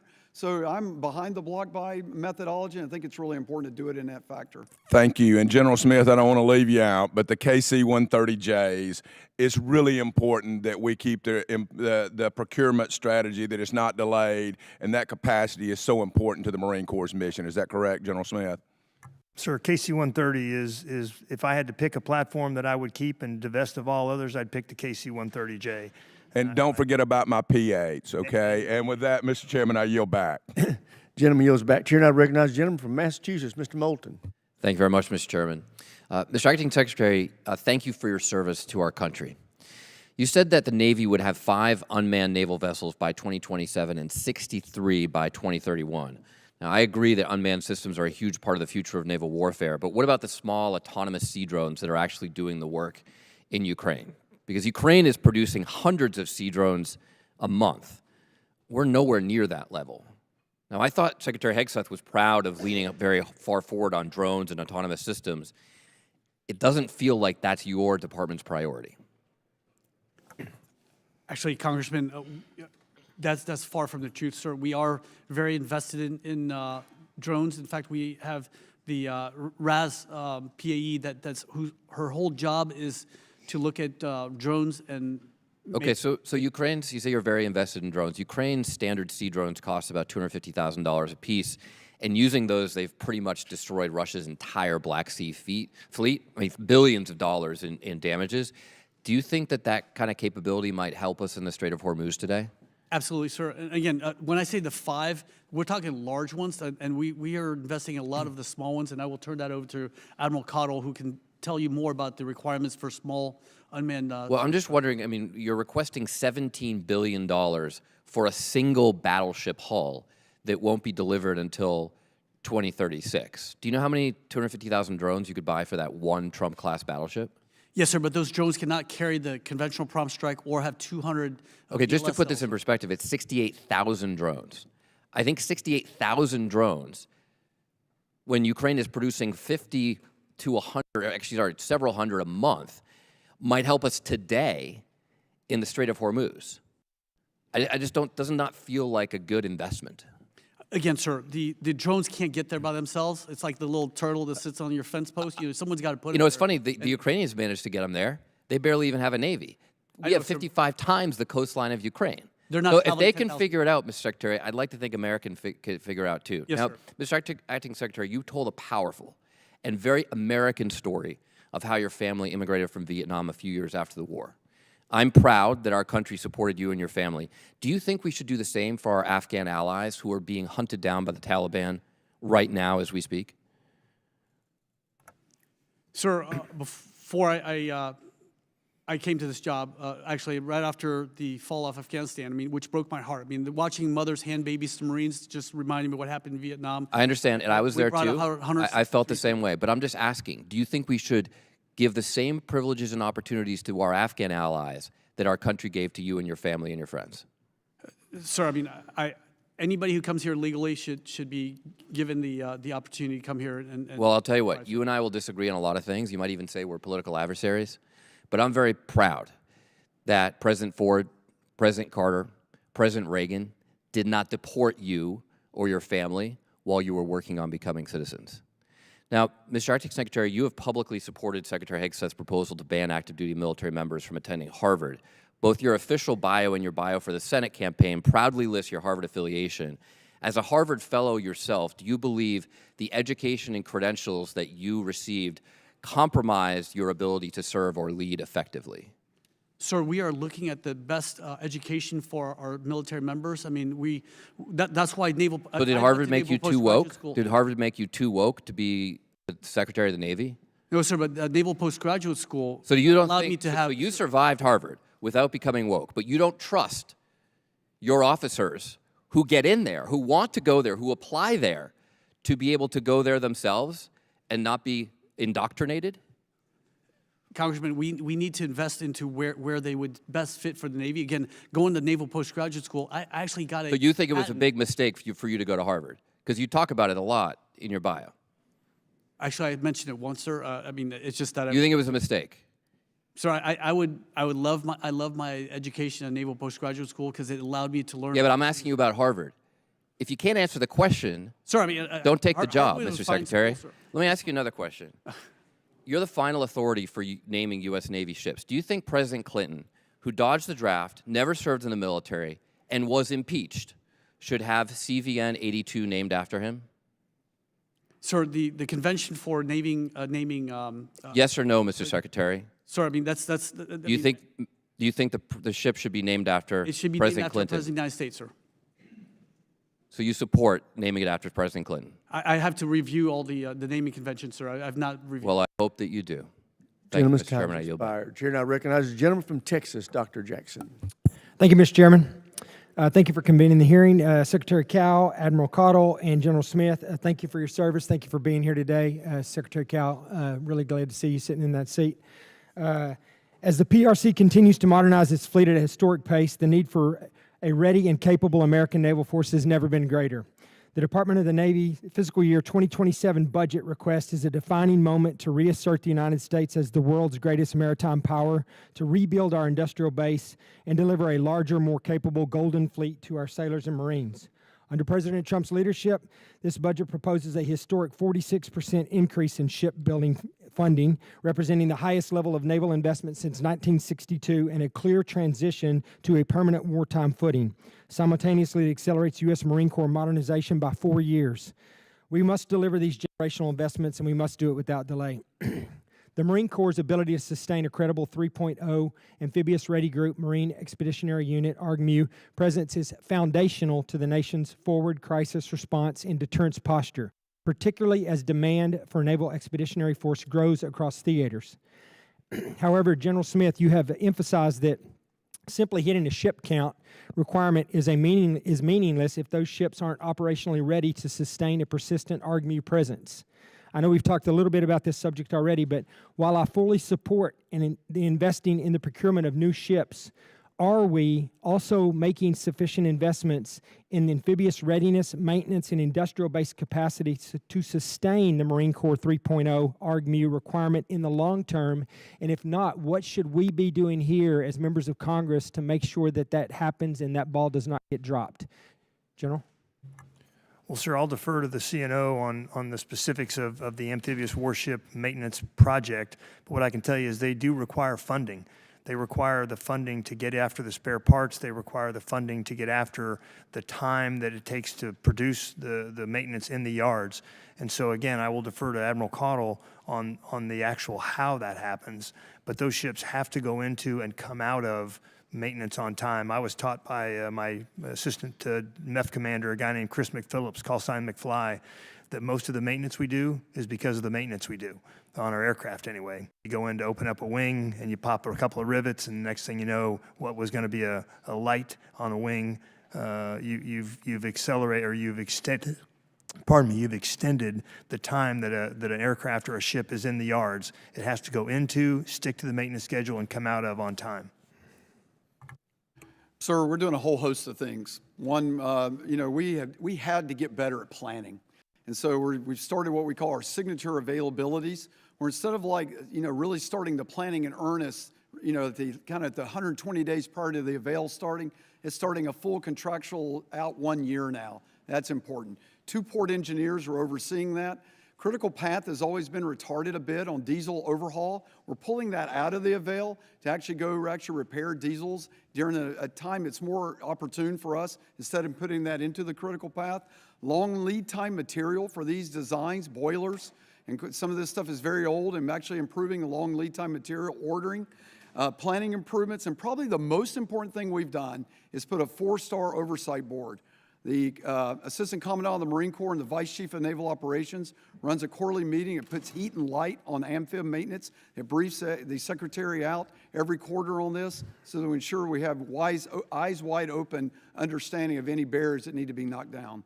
Thank you, Admiral. I appreciate that. And I want to do as much as we possibly can. As the political winds change, which they often do up here, I want to make sure that we're doing everything we can to finish this job that we started that's critical to the national security of this country. One more question for you, Admiral. The V-22 Osprey is produced at Bell Helicopter, as you may know, in Amarillo, Texas, where I live, remains indispensable for Marine Corps assault, Navy fleet logistics, and special warfare operations. As part of the One Big Beautiful Bill, I was proud to secure $160 million for the Navy's CMV-22 Nacelle Improvement Program, and I'm encouraged to see the Marine Corps is now planning to fully implement these improvements as well, a priority that is clearly reflected in the FY27 request. Admiral, how is the Nacelle Improvement Program delivering improved readiness and reliability for the V-22 fleet, especially given the findings of the recent Naval review? As the Marine Corps moves toward full implementation with their MV-22 fleet, can you commit that the Navy will also continue to fund these improvements across the entire CMV-22 fleet in future years as soon as possible? Yes, sir. I know we're short on time. You have my full commitment on that. Nothing's more important. It's part of our air wing. We're not going back. The CMV-22 is extremely important. You have my full commitment on it. Thank you, sir. I appreciate that. I yield back. Gentleman yields back. Chair, and I recognize as a gentleman from California, Mr. Carbajal. Thank you, Mr. Chairman, and thank you to the witnesses for being here. General Smith, it's good to see you again. The Marines are the only service to have passed a clean audit. As a Marine myself, I'm very proud to say that. This is something we need for the entire Department of Defense and every service branch to accomplish. For decades, the DoD has failed to achieve this.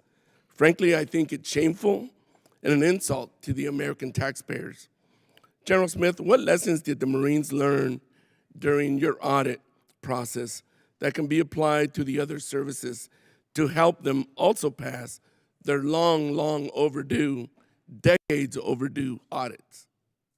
Well, sir, thanks for calling out the Marines for passing 3 consecutive audits. We're very proud of that. Again, we're the only service to do so, and it's not because we have the smallest budget. You know, if we were a Fortune 500 company, we'd be in the top 100 of Fortune 500 companies. We do it just based on simple accountability, and I always use this analogy, although I date myself. When a Marine checks into a battalion, you check out a shelter half, 5 tent pins, and 3 tent poles. And when you check out, you turn in a shelter half, 3 tent poles, and 5 tent pins, or you get your butt down to Saigon Sam's, you buy them.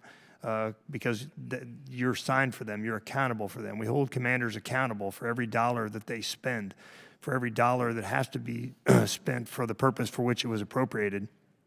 We run a very, very tight ship. We're a very efficient service, and we hold commanders accountable. When you fail to meet your obligations, we relieve you. Thank you. Clearly, you could teach the other branches what the hell they need to be doing. So much for the Doge trying to find fraud, waste, and efficiency. With that, I would like to yield the rest of my time to my good friend, Representative Tran. Representative Carvajal, thank you so much. Gentlemen, thank you for being here. Mr. Secretary, congratulations on your appointment.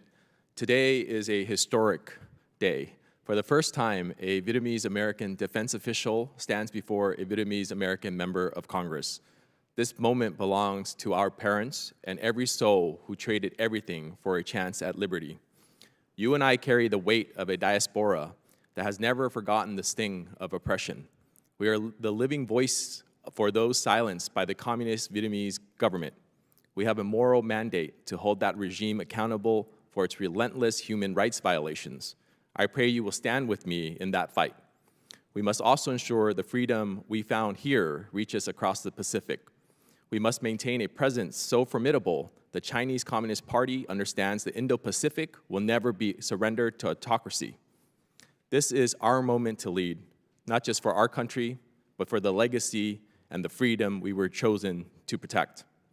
Mr. Secretary, as you know, I represent the largest Vietnamese community outside of Vietnam. Our community remains deeply concerned about the communist Vietnamese government's unlawful jailing of political prisoners. Will you commit to joining me in calling for Vietnam to free political prisoners and prisoners of conscience? Congressman, thank you so much for your kind words, sir. Again, I owe this country everything, and I've bled for this country, and I will die for this country, for everything that it's given me. And again, a lot of my family members were imprisoned wrongfully, and we need to always stand up against oppression, and that's what our job is in the United States. We didn't ask for this. We didn't ask to be the policeman of the world. We didn't ask to defend, but that's how it is, sir, and we will always fight injustice in this country. And sir. Thank you. I appreciate you standing with me on this. And General Smith, let me shift over to you real quick. We've also seen that 2,500 Marines and 3 warships transferred from the Indo-Pacific to the Middle East to support operations in Iran. Excuse me. What gaps has this created in the Marine Corps' ability to deter our adversaries in the Indo-Pacific, and how are you filling the gaps? Well, frankly, the gap is unfilled. When you move an expeditionary unit, a Marine expeditionary unit in ARGMU, you simply don't replace it. When you move one force from one combatant command theater to another, you don't replace it. But the beauty of the ARGMU is that it is returnable. It can sail under its own power, and it can return from the Middle East back into the Indo-Pacific. And that is the value of the ARGMU, is it is globally deployable, much like a carrier strike group. It is globally deployable. It can be passed from one combatant commander to another. I appreciate that. My time is about up, so Chairman, I'll yield back. Mr. Ladraw, you're recognized for 5 minutes. Thank you, Mr. Chairman. Mr. Secretary, congratulations. Welcome to the hot seat. Admiral and General, thank you for your service. And everyone in uniform in the audience today, thank you for your service to this amazing country. Admiral and Mr. Secretary and Admiral, you both spoke on overseas shipbuilding and utilizing the yards in foreign countries to build out our boats. Where is the steel coming from that we're going to utilize on these subs and ships? I think there are multiple sources that could come from global. Are any of those in the places, but United States? I can guarantee you that the majority of it, at least for submarines, is coming from the United States of America. Have you ever heard of Hertha Metals, No, sir. Mr. Secretary? No, sir, I have not. Okay, you mentioned in your opening statement that everything that goes into the Department of War and the build-out of our ships and boats is going to touch each one of our districts. Well, Hertha Metals happens to be in my district. And they produce a cheaper, more viable steel than anyone else, period. And they are in the process of kind of sitting on G, waiting on O. And Mr. Secretary, you mentioned that the Deputy Secretary has got some sort of announcement that he's going to make. And my concern is, and we had a very interesting hearing yesterday with the 5 families, if you will, and the concern is the Department of War has a tendency to take everyone up to a specific spot and they kind of go on pause. Well, Hertha Metals is that small, refined company that is very capable, but if the Department of War does not activate, they're going to be in a very bad spot. And now I'm not going to hold you to, you're going to give me this answer tonight, or excuse me, today or tomorrow. But I do not, my concern is that that company that's worked so hard to produce something that would just benefit the United States will be lost because of the inactivity or inaction of the secretaries and the Department of War. Understood? Yes, Congressman. Okay.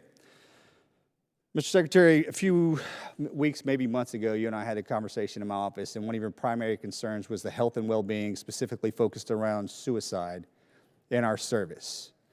I'm going to allow you to speak on that in front of this committee, in front of the world that's watching, on your pathway or the lane that you plan on walking to decrease that problem, not only that we have inside of our service, but most certainly in our veteran community. Congressman, thank you so much for this opportunity. This is so near and dear to my heart.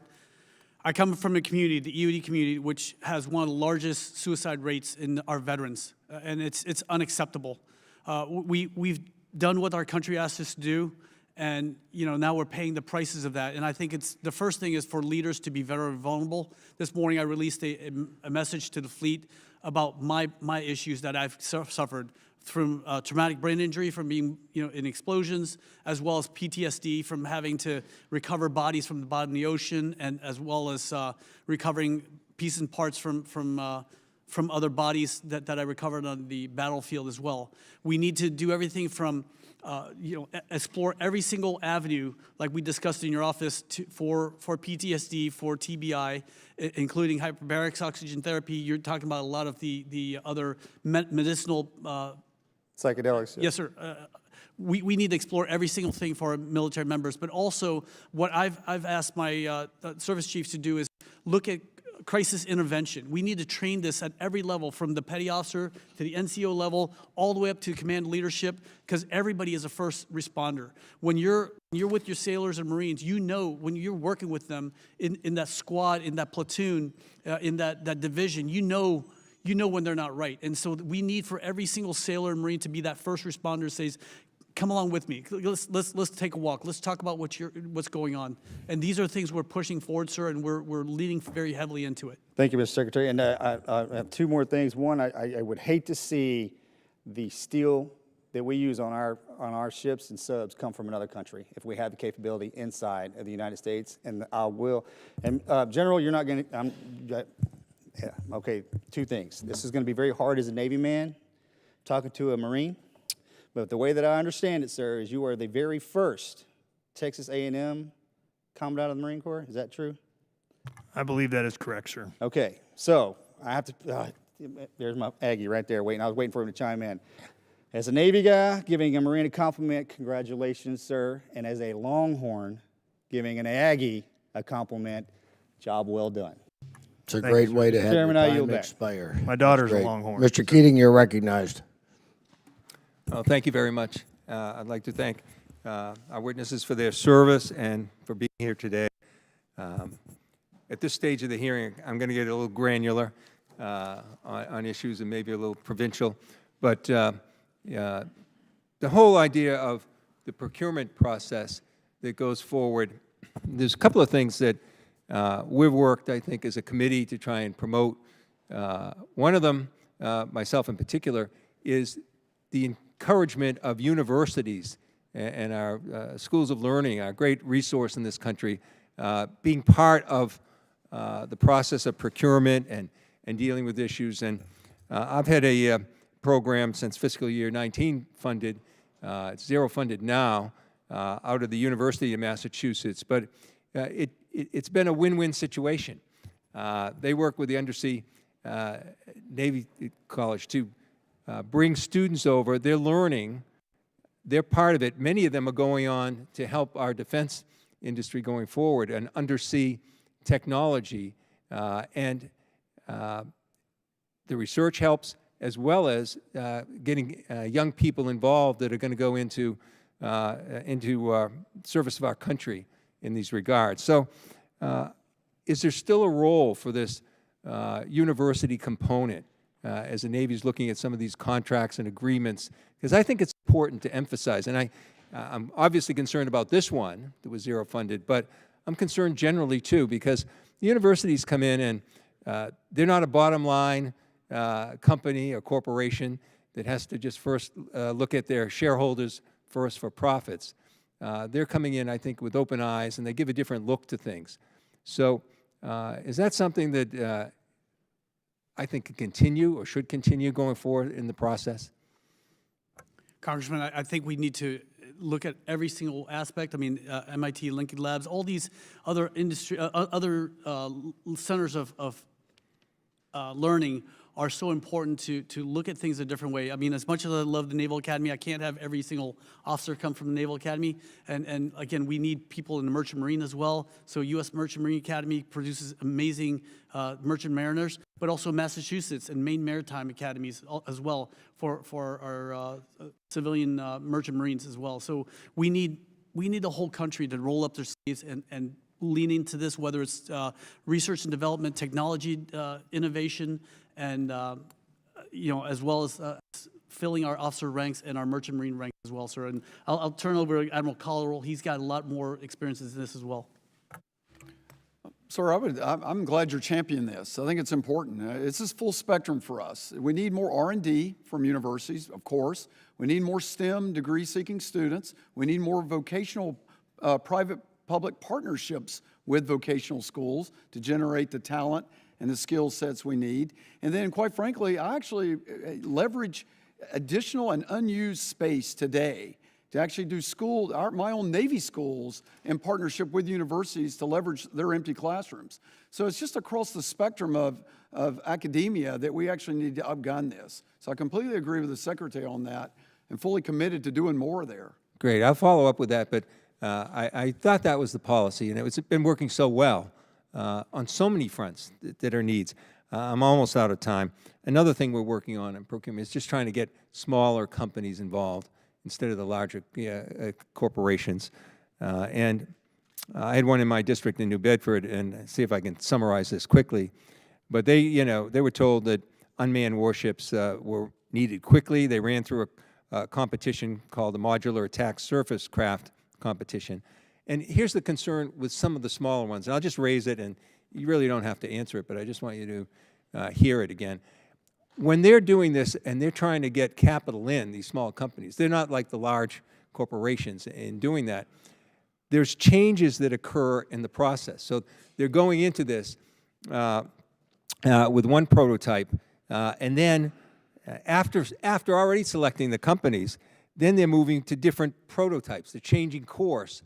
And that causes, for smaller companies, a great difficulty. So I'll just raise that as an issue, as a way to try and ameliorate some of those conflicts, because what happens with the smaller companies like that can offer so much innovation more quickly, they turn around and they lose their capital. They can't sustain that. So I just offer that as a comment. I thank you again. This committee has had a priority on working on the procurement issue, I think with some real success, and I thank you for your service. I yield back. Mr. Fallon, you're recognized for. Thank you, Mr. Chairman. Ameliorate, that is a word I'm going to look up. Very good. Secretary Cow, in your opening remarks, you mentioned what your family lost into the hands of communist authoritarians, and it was stirring, and it literally gave me goosebumps.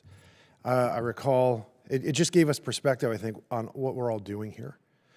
When I was knocking on doors years ago, I met a fella in a similar circumstance, lost everything, and he was a brand new voter, and he grabbed my shoulder and he said, "This is the last life raft of liberty we have. We have nowhere else to go." So thank you for sharing that. Secretary Cal, you also mentioned you've known Rob Goucher, Admiral Goucher, for 36 years. The starting center for my high school football team was a fellow named Rob Goucher, which means by math, I know I've known him 41 years. So I gotcha. Looking over the materials to prepare for this hearing, I still noted that the afloat manning requirement were 20,000 shy. And we had missed recruiting goals in the past, and we hit them now. What I'd love to do is ask you and Admiral Caudle what you think, how we can help you and what you're all doing to ensure, number one, that we continue to meet our recruiting goals. Thank you so much for just all your comments, Congressman. Last year alone, we exceeded recruiting by 8,600 new entrants into the Navy, above what we did in previous years. This year, we're well above, we're going to meet above 11,000 more entrants. But we need to pay these guys, and this is why we need to pass this bill, sir, so that we make sure that we're giving the retention bonus and the enlistment bonus as well, and keep them in, as well as providing safe, clean, comfortable housing for them at the same time, getting them the right training they need. And so that's why I'm asking this body to please pass this bill, because we need it in order to pay our debt to these young men and women who raised their hands. And I want to add to give it over to Admiral Caudle for anything he might want to add. Just real quick, you know, mission improves our recruiting and retention. People love what they do in the Navy. You will see record retention coming from the Forward Strike Group. It's just the opposite of the lay people think. You know, as the Secretary said, they're not coming back head held low, they're prideful. And so our mission is what's recruiting and seeing record retention. But if any ask I would give you, when you grow the force the way we have with 10, 11, 12,000 additional recruits, my A school, C school pipeline can be impeded by infrastructure requirements. So, you know, I need the infrastructure money to improve the barracks at my schoolhouses to make sure they got a place to sleep without being forced to a room.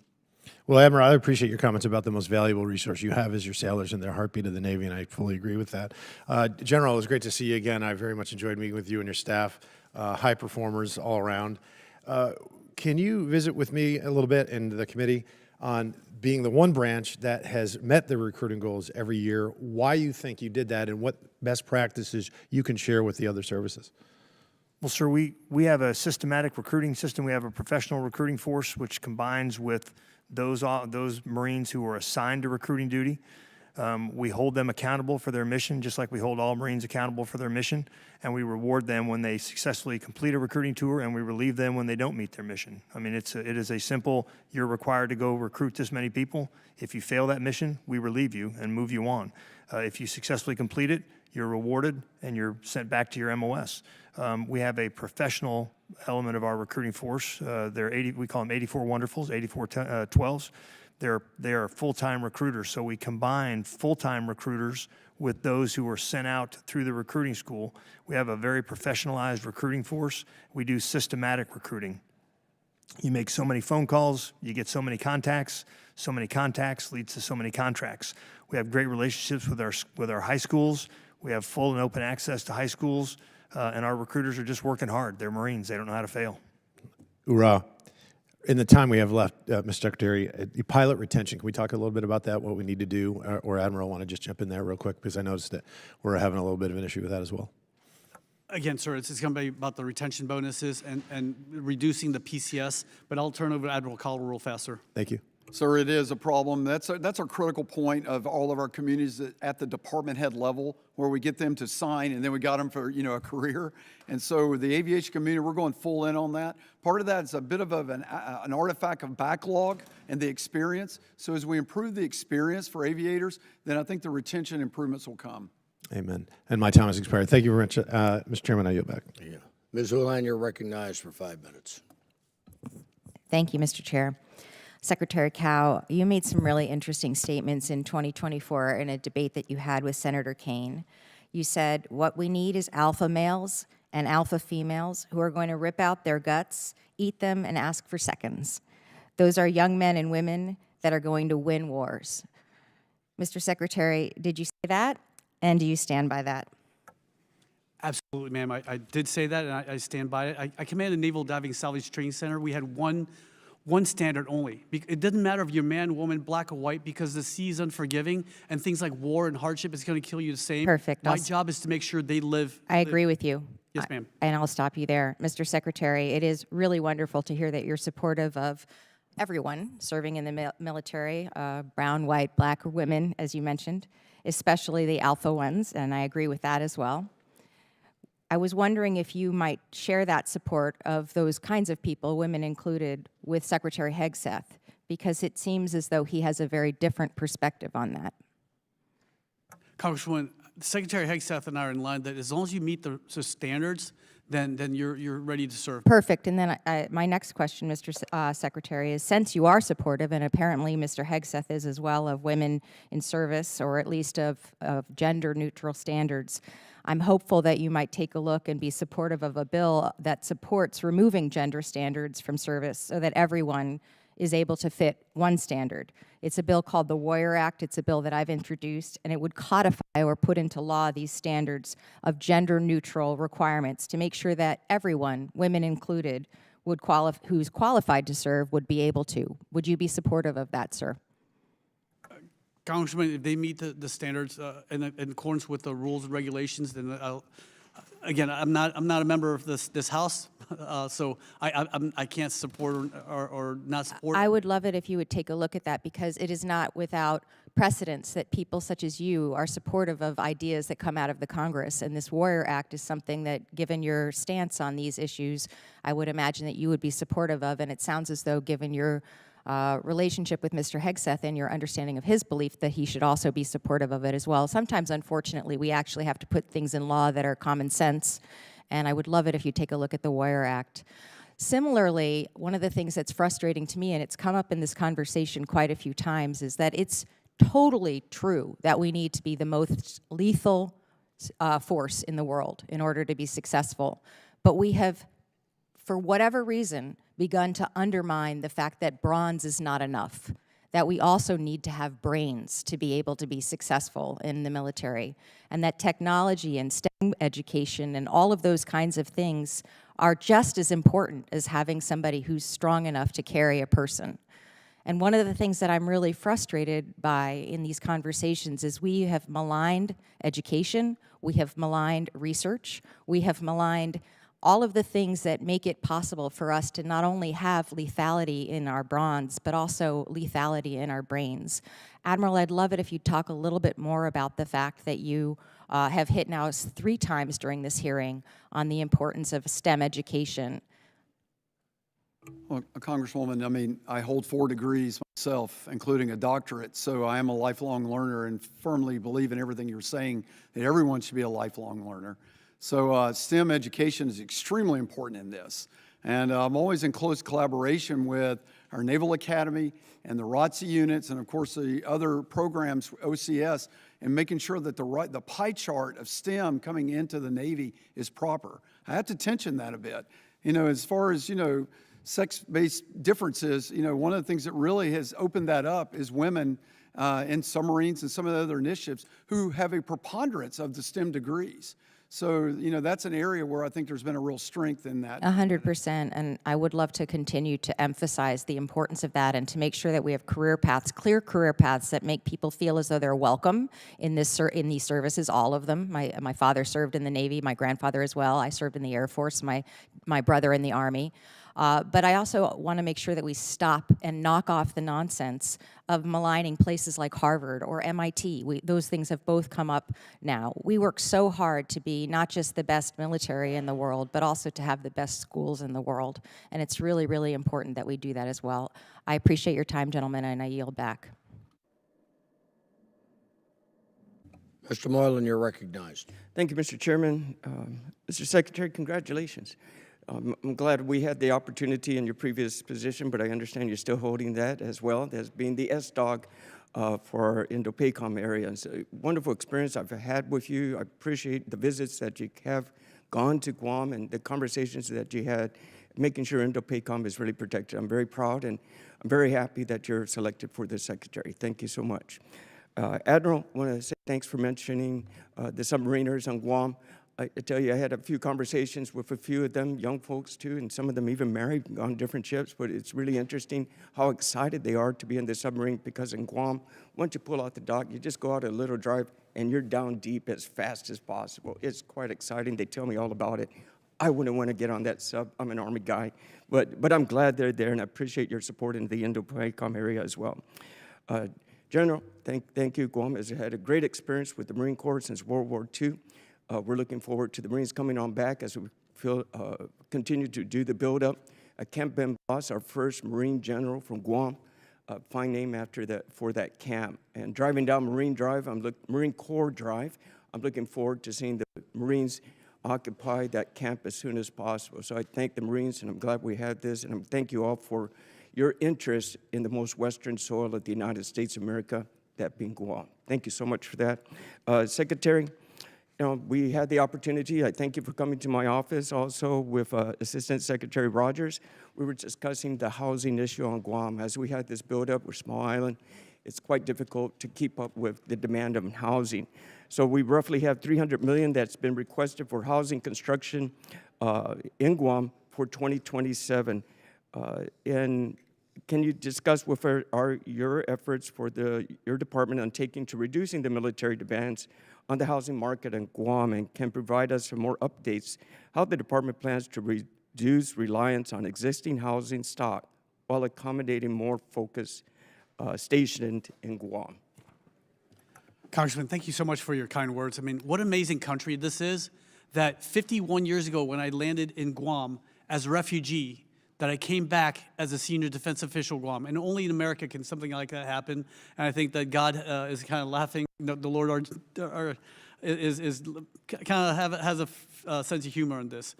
Sir, in terms of housing in Guam, we are looking at the most economical way to develop there for our military members, as well as giving a little leeway for the population there. I know that we talked about making sure that people aren't getting gouged, which drives up the cost of the housing. But I also understand all the problems that happened with Typhoon Marwar that happened there. So we will continue to work together, Congressman, in order to make sure that we're developing Guam in the most expeditious manner, including what we did recently with the working with the Department of Transportation for the guarantee cranes at the port there as well, sir. We're going to fight for Guam, and we're going to fight from Guam, and that's why Guam is so important to us, sir. Thank you for that. Also, in addition to the housing, we have the power situation. We're so small, right? We're sharing with the Guam Power Authority, but we're also talking about the small modular reactors. But there still has to be a balance, since there's a lot of workforce outside and not all the small nuclear reactors, if that does come. And by the way, in law, we also put there's a one-year notification before that does come to the island if it is planned and goes forward, just to make sure you're awareness of that. But how do you plan to work the Guam Power Authority into your plans as we build up the power grid needs? Congressman, again, we need power for the defense of Guam with all the Guam defense systems out there. So we will work hand in hand with the government of Guam in order to ensure that we stabilize the energy there, as well as secure it. I mean, as you know, the Chinese have been trying to hack into Guam for years, and so we need to secure the IT infrastructure in Guam as well, while we're securing the water and the power supplies for the island. Thank you, Mr. Secretary. General, are the Marines coming to Guam? Give us an update.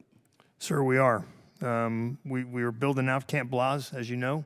We're going to occupy that in accordance with the DPRI, the Defense Posture Review Initiative, but we are coming to Guam, and we're excited about it.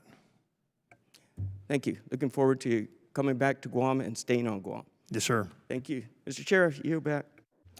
Mr. Golden, you're recognized. Thank you, Mr. Chair. Good morning, gentlemen. I have to confess I was a little bit dismayed to see that the President's budget request included procurement for only one destroyer, down from the usual 2 or 3 under previous administrations. I heard just yesterday from General Dynamics in a public setting that this weak demand signal, if approved by Congress, would trigger layoffs at Bath Iron Works as soon as next year. So imagine my surprise when I next received the U.S. Navy shipbuilding plan, which said the department seeks congressional authority to build ships with foreign labor in foreign yards. And sir, I've read the plan. You aren't just proposing sending American workers to learn from foreign builders, which, as an aside, I don't think you would want to go to a yard of American workers and tell them that you think they need to go overseas to learn their craft. On page 37, it says you want to build hulls in foreign yards, and you specifically say you intend to seek authority in this year's defense bill to build entire ships and hulls of others overseas. Stop and think about that. In the same year that American shipbuilders might get laid off, the U.S. Navy wants to employ foreign workers. Good luck selling that as anything but a one-for-one trade-off. I can't believe the Navy would even consider it, and it would be an absolute shame if the Congress approved it. Secretary Hegseth was before this committee just a few weeks ago, and we talked a little bit about shipbuilding, so I've already heard a part of the justification, the backlog of ships. I don't blame the Navy for wanting more surface ships in the fleet, but sir, there are no shortcuts to building a first-class combatant ship. I've stood on foreign ships before, and compared to ours, I thought it felt like it was made out of plastic. I kid you not. I think you'd have a hard time going to your sailors and asking them how they feel about going into a fight, essentially on a hunk of junk. I would challenge the administration to claim that American shipbuilders don't build it best, especially the shipbuilders from my state, where everyone knows the phrase, Bath built, best built. There's many levers the Navy could pull to speed up ship construction.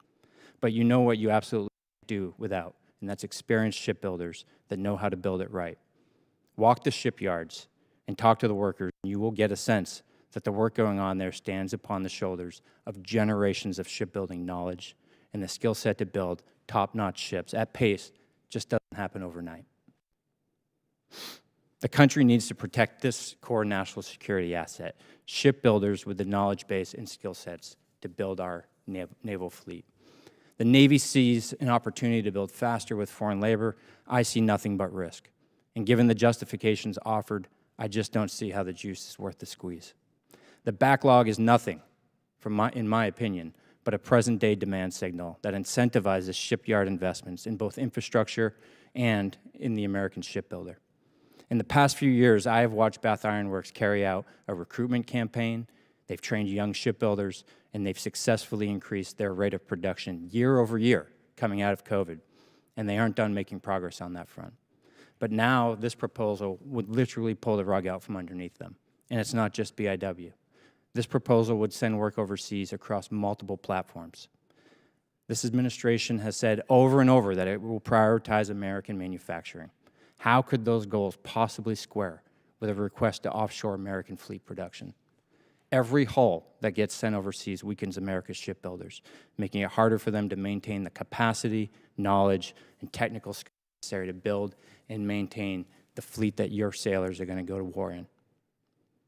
This proposal weakens America's industrial base. It would weaken our American supply chains, and most importantly, it puts at risk the benefits of innovation that happen only on deck plates. And I'm not talking about engineers or AI. I'm talking about the type of innovation you get from a shipbuilder. To send any portion of our shipbuilding overseas would be a complete failure. There's no way I will support that proposal, and I hope that my colleagues in this Congress join me in opposing it. Even better would be for the Navy to withdraw it, rethink it, and come back with a plan to strengthen American shipyards. There's no way that you had much involvement in the drafting of this. It didn't happen in 3 weeks. But I'm going to forget trying to pull it out of my memory. But General Powell, I think, said in his 13 Rules of Leadership, when you come into a new command position, don't just go making changes immediately. And I can't quite remember if it's 30 days or 90 days, but I'll go with 30. After 30 days, sir, you own it. Thank you, Congressman. Again, we have 80 ships on contract and 59 in construction right now. And I just need for Bath Iron Works, if they can, again, I would love to add 10 destroyers in every year if we could, could You guys can finish this conversation later. The gentleman's time has expired, and I know you will. Dr. McCormick, you're recognized. Thank you, Mr. Chair. It's great to have you all here. It's near and dear to my heart as both a Marine Corps and Navy veteran. Welcome and congratulations for passing 3 consecutive audits, and congratulations to your son for becoming a Marine Corps officer. I'm really excited about that. I'm a little jealous. Ronnie Jackson just had his son commissioned in the Marine Corps as well, as you know. And congratulations for having 4 degrees. I'm a little jealous of that too. One of the interesting things that came up, you expressed in your opening remarks, the greatness of having 3 Marine Expeditionary Units deployed at any given time to react to all the things that are going around the world. The Assistant Commandant came here and actually testified that we needed, basically, in order to sustain those 3 ARG/MUs, basically a 40-ship amphibious fleet. Do you agree with that? I do, sir. It's a combination of making what we have more ready and a combination of that combined with buying new. Okay. Admiral, one of the things I saw in your 40 amphib ships doesn't really match your plan. I looked at your plan, and the last time I saw the Navy's 30-ship building plan tops out at 35 amphib ships, and that is in 2055. Am I incorrect in any of that reading? Sir, I can tell you, you know, I think until recent, meaning within the last year, have we come and become aligned on 3.0. And so the Navy was committed to 31. And when we, really, realized, I am all about 3.0, that I needed some space to go understand the 4th generation process, losing the Bahamas Shard hurt, all the things that we're doing to improve the readiness before I can land a full number. But if you just do 3.0 ARG/MU, that's 9 ships. And if you say a 4 to make 1 or a 5 to make 1, that lands somewhere between 36 ships and 45 ships. Yeah. So, initial rough order of magnitude 40 ships, that can't be that far off. So when I'm a simple Marine, I only can get up to 20 because I run out of toes and fingers. So your degrees outmatch my fingers in many ways. But when I turn to the secretary, who I consider a friend and I've spent time with, and I say, how do we reconcile those numbers when our best ship contract is 6 months behind and, and about 150% over budget? And we do have shipping problems here in America. And I get the challenge where we've fallen behind. I went to Japan and Korea recently and looked at their shipbuilding. What are they doing differently? How they modernize, how they've gotten better at us than us. I mean, they deliver almost every ship under budget and on time. We never do that. And our shipping industry is basically clapped on itself. No offense to the guys who do it, but we're obviously not doing something right. And so I applaud you for thinking outside the box. Whatever the answer is, bringing in their abilities, bringing in their technologies, bringing in their management skills, whatever it is, we need to change business, obviously. I'm trying to ask the Secretary, how do we reconcile the difference between 40 and 35 ships, and how do we get back on time? It's not just the way we contract, it's the way we build. How do we reconcile that?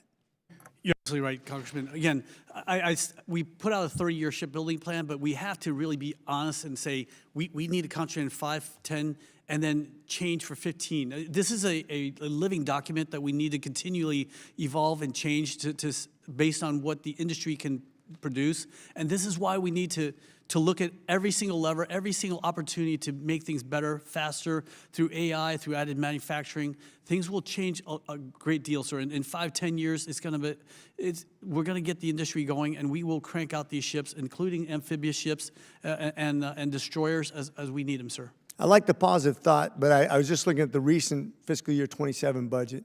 I noticed the LHA 8 and 9 are both a year behind now.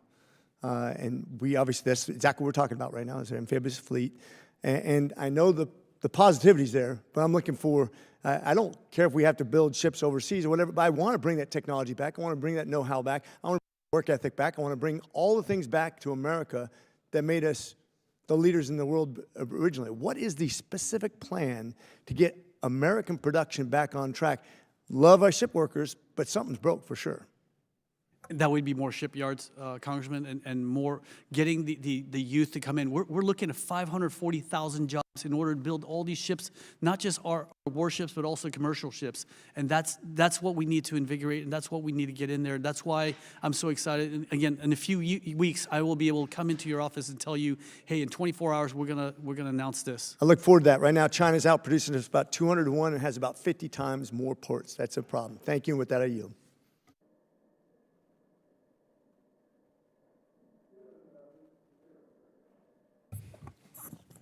Thank you, Mr. Chairman, and thank you all for being here today. It's good to see you.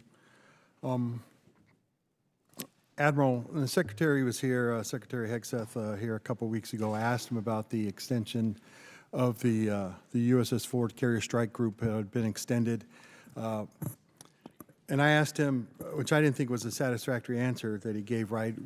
What did the Navy tell him when they were modifying the gift map to extend, the Ford going to the Med and then down to South America, and then obviously at the end here doing operations in the Persian Gulf, crossed the equator multiple times. If there's a polywog left on that ship, it's going to surprise me. But what concerns did you raise during that process when they were modifying the gift map, and what are the ramifications going to be for it being extended out for over 300 days? Sir, if you Google me and extensions, you'll see extensive articles out there on my pushback on extending any ship. It has detrimental impacts on our force readiness, on families, on sailors, the quality of their life, things that they miss, and the wear and tear, and then just the additional cost. But when we need military options for the sea, we have to utilize what we have. We fight with the Navy we have. And so we make those risks apparent to the chairman. He carries those up echelon to the Secretary of War. We clearly articulate the impacts of that, and the hard decisions are made. And when it's made, we move out. And then we conduct those operations, and you see our sailors rise to that occasion. And believe me, I know our sailors and our Marines and all our forces, right, are going to rise. They're going to do what needs to be done whenever the situation calls for it. I have no doubt about that. But, when you look at the situation, you had two other carriers around there. You had an ARG and another ARG on the way. Really, did the Ford need to be there? Absolutely, sir, 100%. And why is that? Why did we need more than one carrier group, strike group there to kind of do it? If this wasn't the, and to going back to historical times here, right? This wasn't the Japanese during World War II. This wasn't the Spanish Armada, in the early 16th century. This was a small naval force. With the Iranians, right? This wasn't a huge military force that we were facing. Why did we need 3 strike groups and an ARG there to carry out this operation? Sir, the planners at U.S. Central Command and at Fifth Fleet go through detailed threat analysis to understand that the actual axis and threats, directionality, and the things that we can do as a combat force to make sure we have overlapping fires and protection for our forces requires a certain amount of force as force elements roll in and out in a make-before-break fashion. So that rolling amount of force has to be put in place. We don't evacuate the theater of operations before the next one comes in. That scheme of maneuver is delicate, it's balanced, and it's threat-based. And so that's all put out in front of all of us. We all look at it, and we concur with those schemes of maneuver. All right. Well, thank you for that answer. But I don't think we needed it there, and I think it was more extended. You could add another carrier group there than was needed. General, good to see you again. Hope your health is good. Yes, sir. I'm back to my fighting weight. Good. Glad to hear it. I'm a Gator sailor, very big on the ARG. Want to make sure that we get to what you need to be. And I know you're kind of, like you said, you're working towards this 3.0, but I didn't really get that was really, once we get there, that's where we need to be. What is it going to take beyond that, where you're trying to get to right now, to get to where you believe the Marine Corps and the ARG needs? Because we are constantly, again, the COCOMs, they're asking for the carriers, they're asking for the ARG out there, right? And right now we don't really, I think, have enough to supply what's needed. So what's going to be needed that you need to ensure that we can answer the call when needed? Well, sir, the Marines have the capability to provide a constant 3.0 ARGMU presence. We have the squadrons, the infantry battalions, the artillery batteries. What we're working on in concert with Admiral Caudle and the Navy is the ability to make our ships more ready, to make what we have more ready, because it's not just about the deployment, it's about the workup. Because as I often say, the first time you land on a pitching rolling deck shouldn't be at night on your way to a fight. You got to have a 6-month workup, or at least most of a 6-month workup, followed by a 6-month deployment. And then you have to have downtime, because those sailors and Marines, they signed up to deploy, but they also have families and they want to come home. And so the ability to man a 3.0 ARGMU presence is really our North Star. And that comes down to how many amphibs can we have that are made ready. And Admiral Caudle is doing everything he can do, along with Fleet Forces Command, to increase the readiness of those amphibs. Gentleman's time's expired. Chair, and I recognize the gentleman from Wisconsin, Thank you all. Mr. Van Orden. Thank you, Mr. Chairman. Thanks for coming out today. Mick Pond, great to see you back there. I just want to address a couple things. You know, I'm the longest serving enlisted guy to ever get elected to Congress in the history of the country, which means you can't lie to me. I got all your numbers. Okay, on the old Facebook sphere, I want to clear up some stuff. There's rumors going around with people my age that the NEXs and PXs are closing on bases. Is that correct? Just say it out loud, man. No. Okay, I want everyone on Facebook to hear what the Admiral just said. If anything, we're improving them. Okay, thank you very much. It's really important. We got to dispel a lot of this stuff. General, congratulations on your passing your audit, but I'm going to tell you this. You guys are notorious for not asking for stuff. Okay? So, you know, we're here to provide everything that our Marines need. And so you got to ask, and I know it pains you guys terribly. I love the Marine Corps. You just got to ask. So if you have O&M deficits and Marines are buying equipment and all that sort of stuff, that is unacceptable. And we'll get your Marines everything they need. Thank you, just sir. ask. You're welcome. Mr. Secretary, where are you from again? Where were you born? I was born in Vietnam. You were. And when did you learn to speak English? At the age of 12, Congressman. At the age of 12. So you came here from Vietnam, and you became an American citizen. Yes, sir. And then you retired as a Navy captain. Yes, sir. Did any of that have to do with the fact that you're Vietnamese by birth? No, sir, it did not. It did not. Did it have anything to do with the fact that you could speak 2 different languages? No, sir, it did not. It didn't. Why did you retire as a captain? Sir, I retired at the time because after what happened in Afghanistan, I just couldn't, I couldn't do it anymore. I will answer your question. You retired as an 06 because of merit, because you earned that position. And I do need to make it real clear to some of my colleagues that the United States military is the last meritocracy, and it has to remain. We don't care that you were born in Vietnam. We don't care that you're a naturalized citizen. We don't care that you speak 2 languages. We don't care if you're a man or you're a woman, if you're black or you're Mexican. We don't care. As long as the military maintains that. And my Navy looks at people solely through the lens of meritocracy, then you're going to do great. I do want to bring up, I'm going to echo what my friend Morgan Luttrell said about suicide in the military and in the veterans community. I'm a chairman of a subcommittee on VA. Its economic opportunity and prevention of veteran suicide is one of my taskings, and I'll be honest, we are failing at it. The predominant problem that I've had in the past is with the Department of War in the transition assistance program. So a lot of our veterans commit suicide within that first 24 months after getting out of the military because you lose your uniform, your rank, and the joke with the wives is twice the husband, half the paycheck, you know. So what I want from you guys, Admiral and General, is I do want a commitment. I'm going to ask you for a commitment, and from you, Mr. Secretary, that you're going to work with us at the Veterans Affairs Committee. And with Doug Collins, Doug and Pete signed, you know, an amazing MOU, and I really need follow-up on this because you're not making just sailors and you're not making Marines. You're making Americans, and you're making strong American citizens.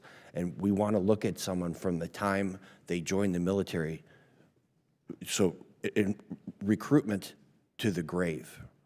And I want a public commitment from you guys that you're going to continue to work with us and really increase your efforts. Admiral, will you do that with us? Yes, sir. Fully committed to that. Mr. Secretary? Sir, as a veteran and a retiree, yes, sir. Okay, General? Sir, 100%. Okay. I will echo some of my Democrat colleagues. As many ships as we can build in the United States, we want to build them. I understand that we have to go outside of our lines of communications right now because we just have lost the capacity. But I firmly believe that our American men and women, our tradesmen and women, are the best in the world. So as long as you guys you're filling a gap that exists right now, but you're also focusing on making sure that we can build up our defense industrial base, particularly in the maritime arena, I think that we're going to do the right thing. So welcome aboard again, I guess. General, anything you guys need for your Marines, you ask, sir. Will do, sir. And Admiral, take care of my Navy, will you? Wilco, sir. Congressman, just take care if of I the may, sailors. sir. You may. Just real fast, I know everybody loves the Marine Corps, Marsha, but the Navy has also, it's very close to finishing the working capital fund. We're months ahead, and by next year, so we're going to finish that, and then the general fund will be done next year. So the Department of Navy will be the first department in the Department of War to complete a clean audit, sir. Excellent, thank you. I yield. As is a gentlelady from New Hampshire, Ms. Goodlander. Thank you, Mr. Chairman. Thank you to our witnesses for your service to our country and for being here today. Mr. Cow, thank you for that very clear commitment that the Navy will be the first of the departments to pass a clean audit. You testified that part of your mission is to restore trust in the Navy, and public trust depends upon a clean audit. So we look forward to the swift delivery on that most basic requirement that any organization in the state I represent would hold themselves to. So I want to ask you, along the lines of restoring trust, a really basic question. As I look at the department's budget and where we could really crack down on waste, fraud, and abuse, I think a lot about the right to repair. Do you agree, Mr. Cow, that the Navy should be able to repair and maintain its own equipment? Congressman, absolutely. We paid for a lot of this RDT&E. I mean, for my car, for example, I don't have the right to repair because, I don't have the intellectual property, but we paid for this RDT&E, so the way I see it, it's our property as well, and we should have the right to repair this, ma'am. So can I count on your support for our Warrior Right to Repair Act in this year's NDAA? Is that to repair our repair or? It's to codify the right of our service members to repair and maintain their own equipment. Yes, ma'am. Thank you. I appreciate that, and we really look forward to working with you on this. Your predecessor had a clear commitment to this cause, and really look forward to working with you on this. I want to turn to you, Admiral. You testified. Thank you for your testimony on our public naval shipyards. You testified that the most important driver to improving shipyard performance is workforce retention, stability, and development. You also testified that this past year we've seen higher than expected attrition and lower than planned new hires, which led to, as you put it, gaps in the engineering workforce and in critical trade shops. I want to ask you for your commitment to work with us in this NDAA to put in place some of the most basic protections that the men and women of our shipyards need right now. We've seen their jobs that are already so difficult be made so much harder by policies that are emanating from OPM and OMB, way out of the chain of command that we need to see right now. So I would like to ask for your support for a provision that we're working to advance in this year's NDAA, which would do a simple thing. It would prohibit the use of funds, federal funds, for carrying out a hiring freeze, a reduction in force, or a delay without cause in hiring at a public shipyard. We secured that on a bipartisan basis last year, and want to ask for your support and commitment to securing that again this year. Congresswoman, anything that protects the over 37,000 shipyard workers at our 4 public yards, you have my full commitment on. They are a national treasure, and I'm fully committed to make sure they don't lose their job and make sure they're properly compensated as well. How far below the planned new hires were we this past fiscal year? I'd have to get you the exact number, but you can think of a number like, I would say like 1,000 kind of number in that order of magnitude. But I'll take that for the record and get you the exact figure. I appreciate that and would love to be kept closely updated on this. This shouldn't be so difficult. We have patriotic people all across this country in my home state who are eager to serve, and the red tape and the bureaucratic nonsense is harming our readiness. and really setting us back so unnecessarily. So I appreciate your commitment. Mr. Cow, can we count on your commitment to work with us on these provisions? Absolutely, ma'am. Thank you. I want to turn finally to the submarine industrial base. You know, New Hampshire small businesses are critical suppliers to our submarine industrial base, and what I've seen again and again is that our second and third tier suppliers have been challenged by a whole range of factors. In last year's NDAA, we had a provision that directed the Navy to provide a briefing to this committee no later than January 31st, 2026, to better understand what tools are available to support our second and third tier industrial base suppliers.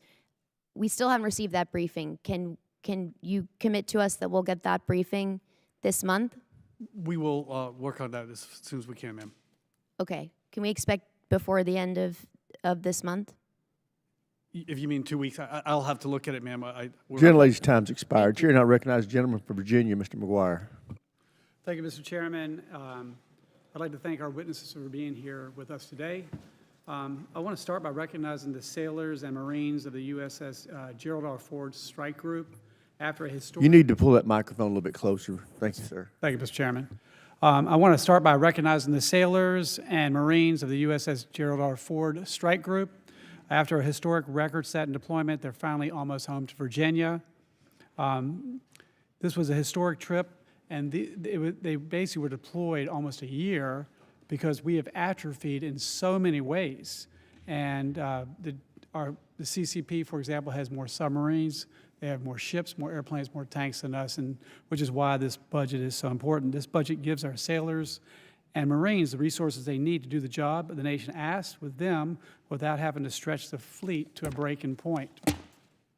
And Secretary Cow, both the Navy and the Marine Corps met recruiting goals last year, and you are on track to do it again this year. What would you say is the driving factors for the recruiting success, and are your quality of life efforts making an impact on retention? So the main thing is the leadership. They know that we have their backs now, and that's what's so important.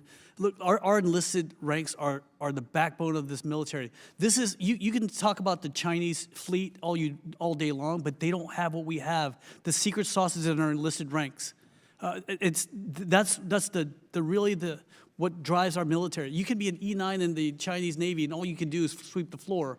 But here, our E3s are plane captains on the USS Gerald R. Ford. This is the difference, sir. Okay. Admiral Caudle, I know there have been many conversations and questions over the past few days regarding the news that the Trump-class battleship will be nuclear-powered, and as you know, Virginia has a long history of nuclear shipbuilding. What specific design plans can you share at this point and could speak to how nuclear power would enable this system to be successful? Sir, we walked away from surface nuclear power decades ago, and that was one of the largest mistakes the Navy ever did, and we're bringing it back. We need nuclear-powered surface ships to sustain combat operations with our nuclear-powered aircraft carriers. Imagine what that would have looked like in the Arabian Gulf if I'd had a nuclear-powered battleship there to give the air and defense and fires power that it could sustain while I rotate, ships that roll that need gasoline around it. So the imperative for this is crucial to develop that level of payload capacity. We intend to, with all we can do, use pull-through technologies. Things from that we've worked on with DDGX. It will have the SPY-6 radar. It will have the Baseline 10 Aegis combat system. It will pull through, of course, the A-1B Ford-class reactor plant and all the design that goes with that. The only thing inherently new to it will be the actual hull itself. And so most of the fixtures in it, and I would say the directed energy and upgunning, that will also be new. Awesome. And for the Commandant, General Smith, talk to me about how important it is to have more amphibious ships. Well, sir, as I've said, the Amphibious Ready Group Marine Expeditionary Unit is the Swiss Army knife of the Joint Force. It can do a little bit of everything. It is a combat formation that is deployable globally. It can move hundreds of miles in a day. It can conduct non-combatant evacuation operations. It can conduct strike. It can conduct humanitarian assistance, disaster relief.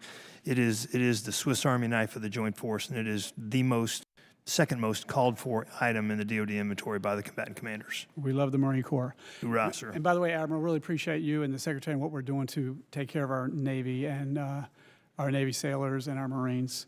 And by the way, BWXT, as you know, is in my district, but we also have ATDM, Advanced Training Defense Manufacturing, and we talked about that earlier, and we talk about how we have a need to step up our game and how many ships, how important are places like ATDM? I just need to rinse, lather, and repeat, sir. I need them all over the country. You know, people ask me what they can do to bolster our defense and maritime industrial base. That's the model. And so I need more of that so that we can expand the recruiting palette that the shipyards, you know, recruit from. Most shipyard workers come within 5 to 10, 15 miles from the shipyard. We need to have countrywide recruiting and development, and that's part of that plan that we need to do. Well, I agree with the Secretary, and I agree with my friend Derek Van Orden here, is that we want to build all ships and submarines and things in the United States, but we have atrophied for whatever reason. So we have to have partners, go there, learn what they're doing, and grow the American defense industrial base. We really appreciate all of your services. Thank you so much. Patty, you'll Gentleman yields back. Chair, and I recognize Jen Lee from California. Ms. Jacobs. Thank you, Mr. Chairman. Secretary Cow, the think tank CSIS estimates Operation Epic Fury cost roughly $900 million a day, about $3.7 billion in the first 100 hours, with $10 to $16 billion in munitions fired in the first 4 days. Your FY27 budget requests $82.6 billion for operations and maintenance from this committee. What portion of that is just buying back what we shot in Epic Fury versus funding the Navy's readiness going forward? Congresswoman, thank you for the question. None of this budget was built before Epic Fury, this is why we will require supplemental in order to pay for all the munitions and the operations and maintenance that comes with it.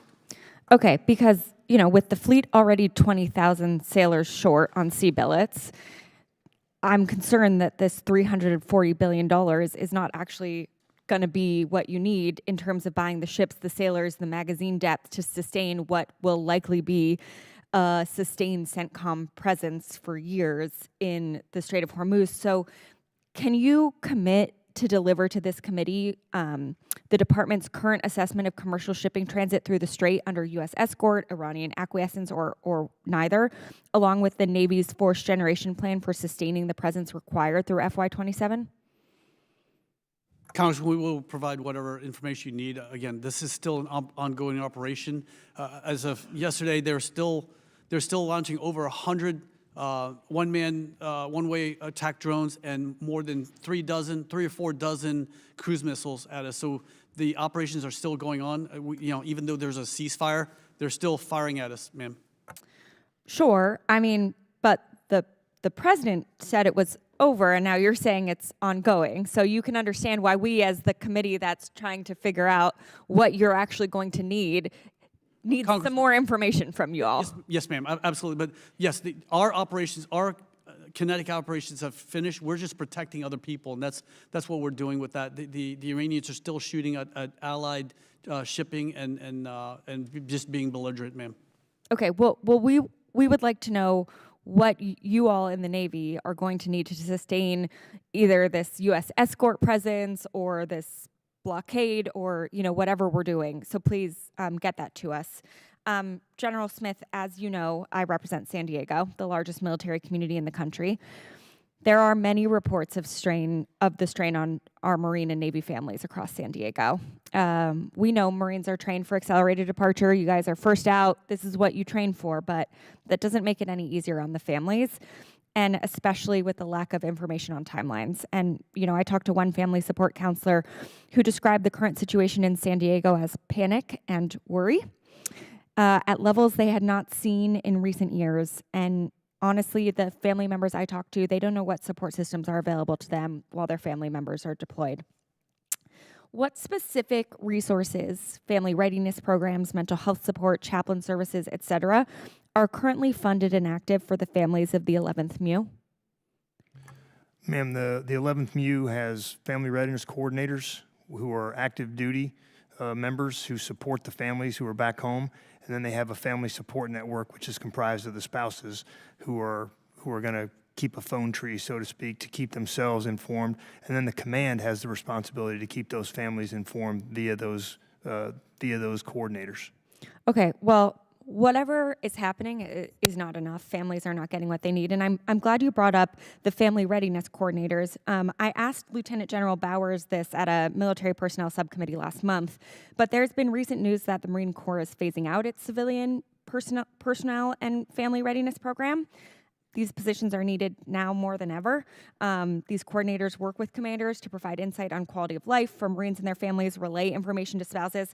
Can you provide an update to me on these coordinators? Have you reconsidered this decision to phase out these positions? Ma'am, I'll have to come back to you on that. Okay, well, I really hope that you do, because we cannot make this responsibility a collateral duty for our Marines. We will undermine both missions. Our families need to get this information. They need to get this so that our Marines can do their jobs. And you know, my community is paying the brunt of this right now, and it is really, really hard on our community and on our families. So I hope that you'll do everything you can to make sure they're getting the support that they need. Mr. Chairman, I yield back. Gentlelady yields back. Chair, and I recognize the gentleman from Indiana, Mr. Mesmer. Thank you, Mr. Chairman, and thank you for our witnesses for being here today. Secretary Cow, the U.S. Navy's 2026 shipbuilding plan says distributed shipbuilding is about 10% today, and the goal is to get to 50%. Since I've been in Congress, I've advocated for a distributed model that leverages industrial capacity in the Midwest and in the Ohio and Mississippi River valleys. What is going to be the actual metric you will use to measure that 50% goal? Is it dollars, tonnage, modules, and when should we expect to see some real movement in that? Congressman, I would love for us to build ships along the Mississippi River and modules floated down and put together down in the Gulf of America. I will defer to the Secretary, the CNO, for the metrics that you need. And Congressman, you know, I think all those metrics have to be measured. Calls performance indices have to be looked at, but I think the best one is the module count. And it's how we distribute those modules to different manufacturers to be able to put that together. The yards today keep records on that and graphics on that and metrics on that. And to me, that's the best way that we'll actually measure that modularity approach.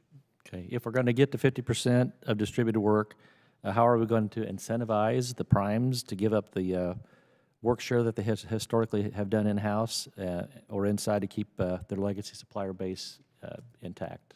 How are we going to incentivize it? You going to mandate it?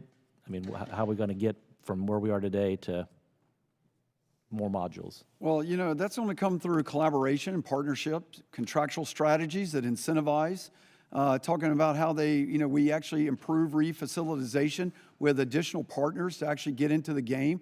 I think there's a concern that they can't deliver and they'll become the critical path because their inability to deliver the module. So we need to like prototype that and make sure that these additional manufacturers can do that, build confidence.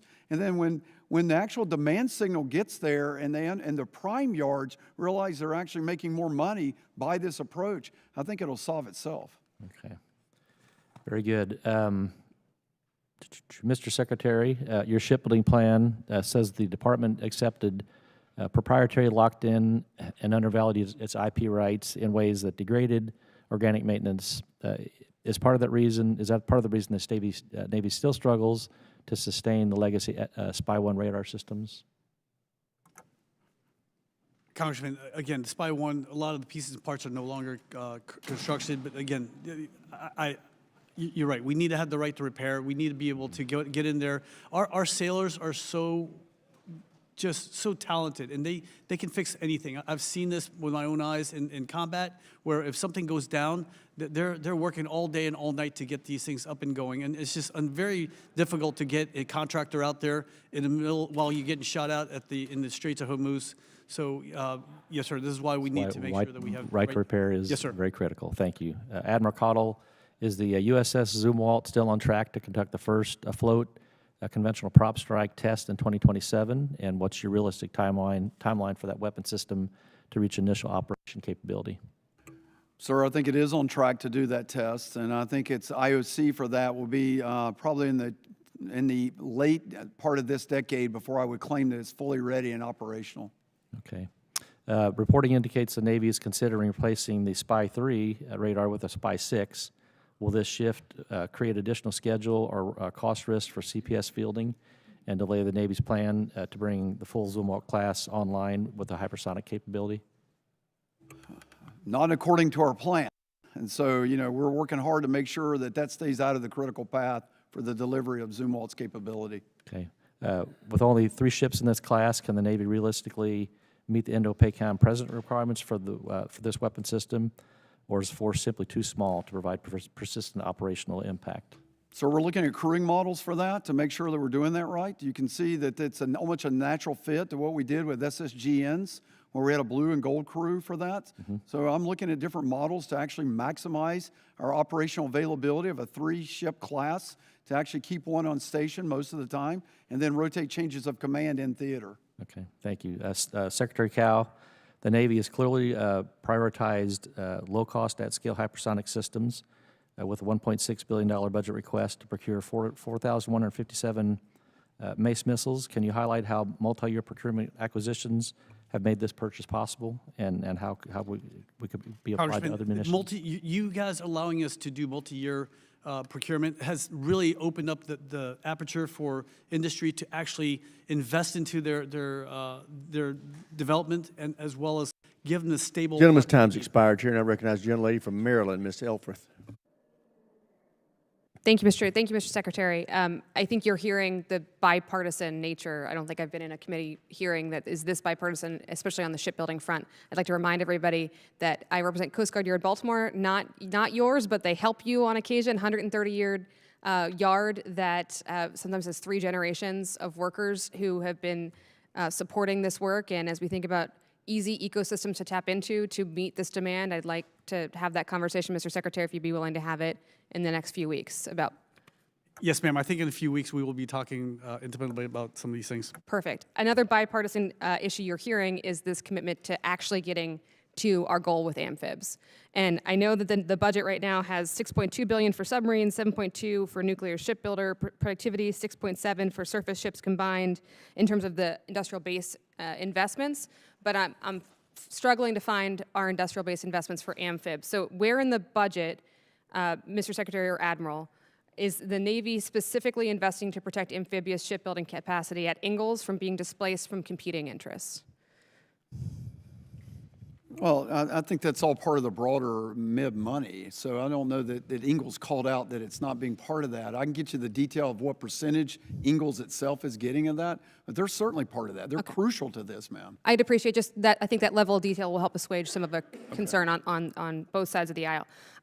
Mr. Secretary, I want to congratulate your family in advance on your son being commissioned next week. I wish I could be there. Votes have been called on Friday. I represent the United States Naval Academy on the board, as well as a few other members of this committee.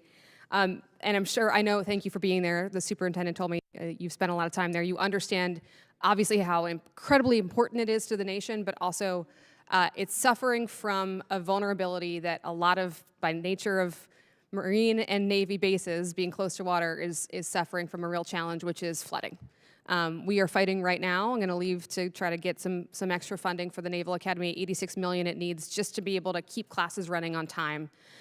What's happening, though, is, as I'm sure you know, the urgency of flooding, we don't need to argue about the cause, it's happening, is displacing some other really important infrastructure needs across our Navy and Marine bases, including the Naval Academy. This is just the reality of the situation. So we were making, good, decent progress on it so far. I was a little surprised to see that the fiscal year 27 budget reduces domestic stormwater compliance funding by approximately 1/3 from where we were in last fiscal year. And again, the seas are going to keep rising. These projects are going to push out other important infrastructure priorities because we have to address them now. And I just want to flag for everybody at this table that I would love to see a more ambitious approach to protecting our bases from nuisance flooding, sunny day flooding.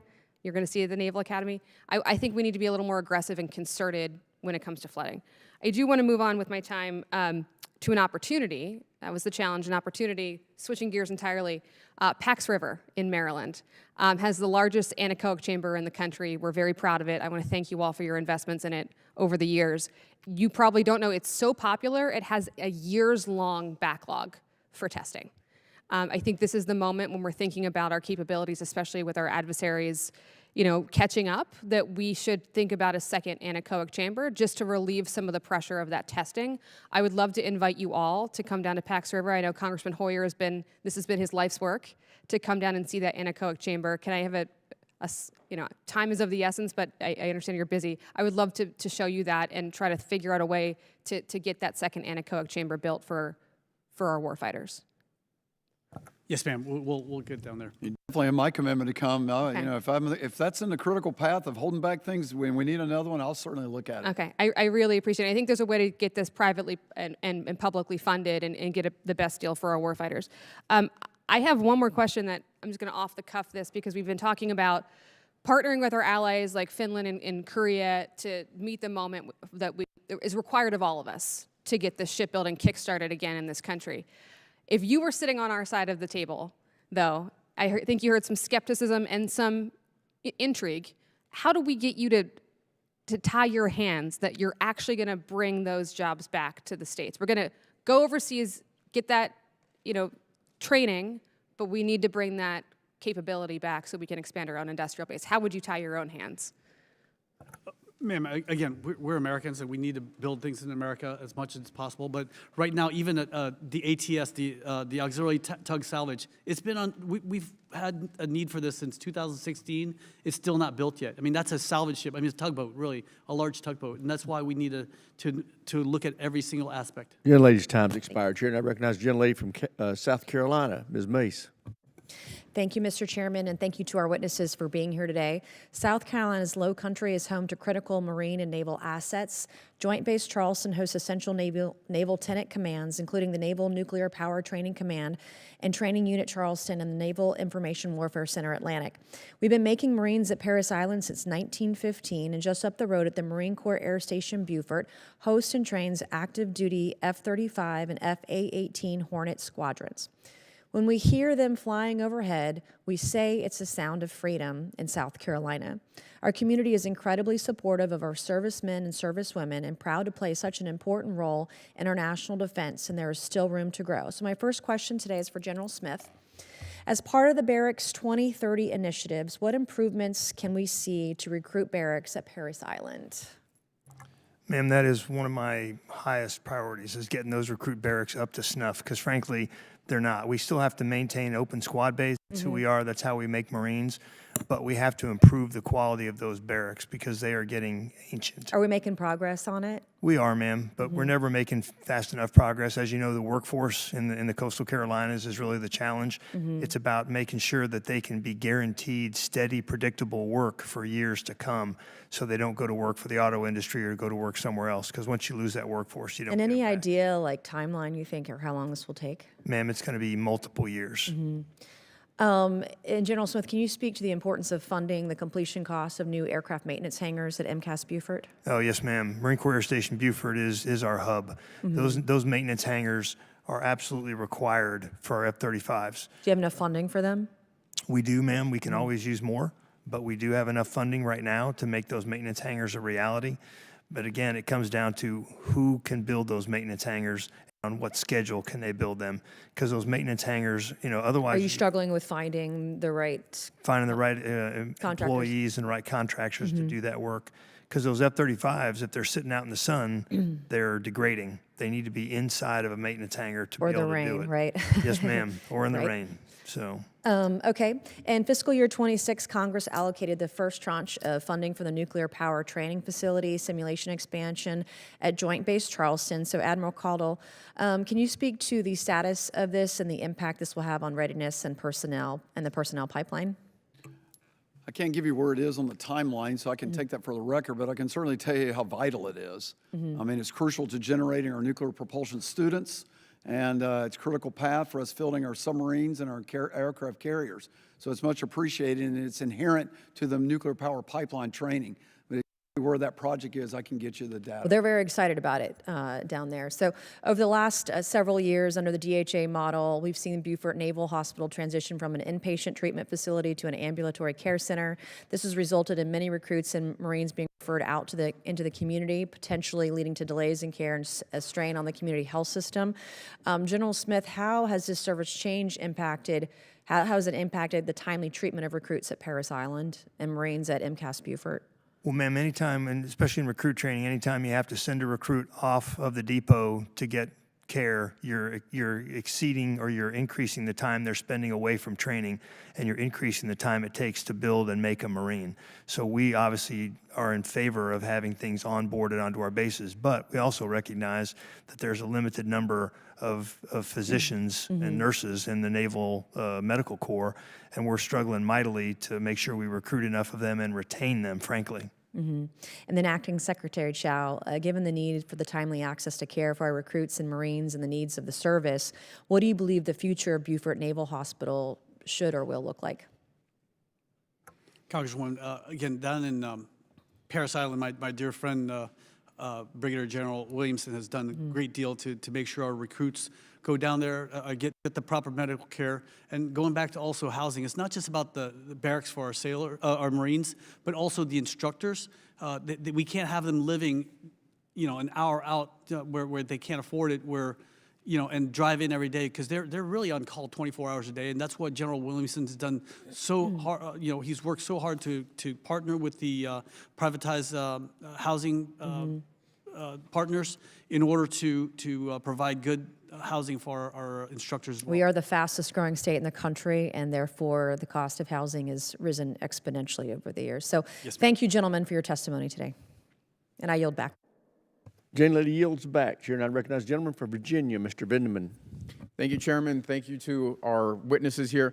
First, let me start by saying, General Smith, I fully endorse MEU U 3.0 and the force generating capabilities that come out of Quantico to support that concept, a base that I'm privileged and proud to represent thousands of Marines and Marine families. So it's a real gem, and I hope we continue to invest in that facility. It is a crossroads of the Corps, sir, as you know. Yes, sir. It's our home to our education system. Yes, sir. Just switching gears now, I want to talk a little bit about the Navy's Navigation Plan 2022, which defines distributed maritime operations as dispersing the fleet to deny adversaries targetable concentrations of forces. In fact, I believe, Admiral Caudle, you referred to this sort of framework in your opening statement.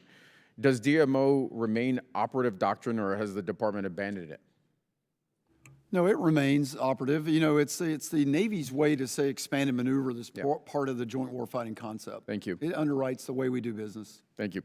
So the 2026 shipbuilding plan describes the Trump-class battleship as a forward command and control platform leading a surface action group. Does concentrating command authority, offensive fires, nuclear reactor into a single 35,000-ton hull advance DMO's core principle of denying adversaries high-value targets, Mr. Secretary? Congressman, the nuclear battleship would basically be able to bring firepower very quickly to a place. I mean, we were able to move the Ford carrier strike group from the Ford, went from Venezuela to the Mediterranean. I got it, but you're concentrating all of that into one hull, at one massive hull. And so I'm a former Army guy. I'm not an expert in naval warfare, but I'm going to quote retired Admiral James Stavridis, former NATO Supreme Allied Commander, who wrote in Bloomberg about the proposed battleship that, given today's drone swarms, stealthy submarines, hypersonic missiles, advanced torpedoes, offensive cyber weapons, putting lots of eggs in a handful of baskets doesn't make sense. China can field dozens of DF-26 ballistic missiles for under $1 billion. These are really about $20 million per missile. A single Trump-class battleship is estimated to cost $17 billion. What is the department's assessment of that cost exchange ratio, and has any independent wargame concluded that a vessel costing 1,000 times more than the missile designed to sink it represents a sound investment?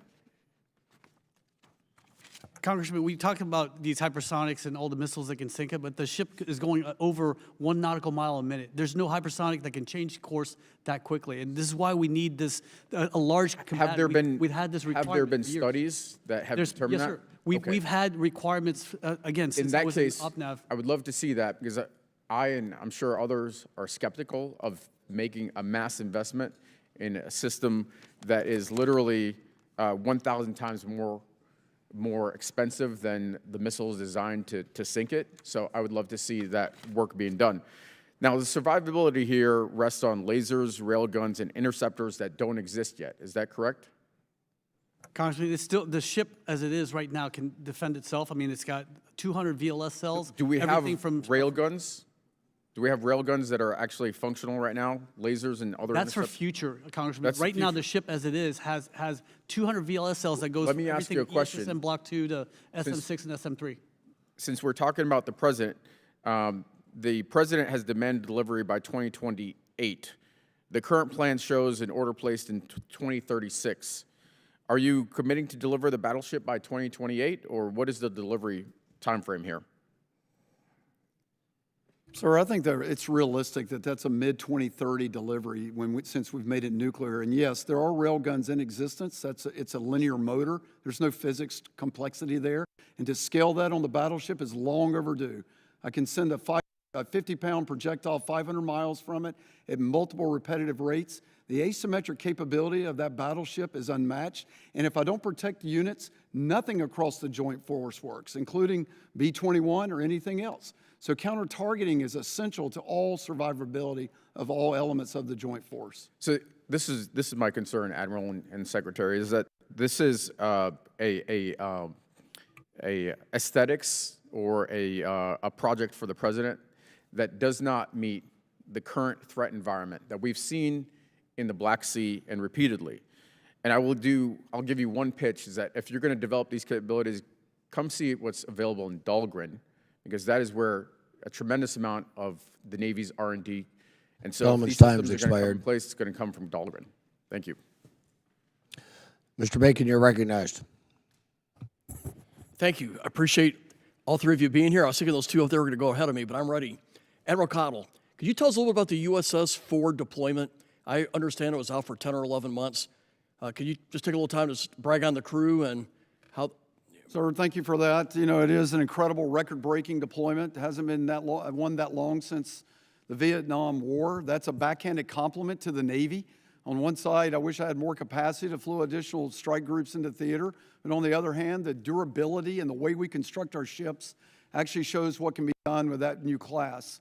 World record sortie generation rate on that class aircraft carrier. Started out, of course, down in South America with absolute resolve and Southern Spear, sortied immediately into the Mediterranean and picked up right into Epic Fury. Did 5 Suez Canal transits. Wow. Had a major fire on board and sustained operations 3 days afterwards. And it's just, kick ass and took names every single day. So we're going to give her a hero's welcome back on Saturday, and it's just an extraordinary ship, extraordinary crew, an extraordinary strike group, and the sailors I could not be more proud of. Could you explain a little bit about how you resupply? Because there was some, I believe, misinformation on some of the food and things like that, but if you could set the record straight and how you resupply, I'd be grateful. We monitor Class 1 food on our ships and our strike groups, every single day. I get a report on it every day. The lowest I've seen is 4 days of the cyclic menu. That means they're in their normal menu, serving what they're supposed to serve, with 4 days still remaining. That's the lowest. We try to keep it above in the teens. And we're doing that from Diego Garcia and, of course, in the Mediterranean, ports from the Mediterranean. And so those things are continuing to roll. It's offensive to me that people put out that our culinary specialists serve food that's not nutritious, that doesn't look appetizing, and it's not world class to the way we do culinary arts on board our ships. And if anyone's ever served on a Navy ship, knows that it's world class. Well, so that's completely I did one fake tour news. in '96 in the Persian Gulf, and I knew I had to work out because there was good food on there. Had to find a place to work out on the where I couldn't. But I just want to take a moment to praise the men and women on the USS Ford and all the folks that, the battle staff that accompany that. And I want to praise the families too. They didn't expect a 10-month or 11-month deployment. They expected probably 6 months. And so we appreciate the service and sacrifice. I got a follow-on question dealing with the TACAMO. I appreciate the mission of the TACAMO. I'm from Offutt Air Force Base, commanded the base. I used to fly on the Looking Glass mission when I was a 1-star. I understand that this mission is going to a C-130, and the Air Force is picking up this mission. Could you talk a little bit about, whether it's the Secretary or the Admiral, how are you going to do this transition to the Air Force? Do we have a plan yet? Well, we can share the answer here. I'll kick off. But, our E6B Mercury is aging out, 707. It's been a challenge to keep it maintained, a depot, and we've run the wings off of that. So as we bring in the E130J as a program of record for that, we will transition the TACOMO portion of that mission command over to that airframe. The Air Force still has the ABICAP mission. That's what you're referring to. And so I think there's an imperative there and a mandate that the Air Force determine how they're going to provide the ABICAP mission to U.S. Strategic Command. I look forward to working with the Air Force on that. There's a lot of solutions that we could do collaboratively to that to make that a joint solution.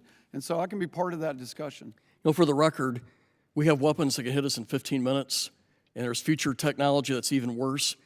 We need an airborne or some kind of emergency airborne command and control that can respond if the White House, Pentagon, or Stratcom is hit, and that's what this Looking Glass mission is. I've been a part of it, and I just want to make sure that the Pentagon, not just the Navy and the Air Force, that we have a plan, because it's all about nuclear command and control deterrence.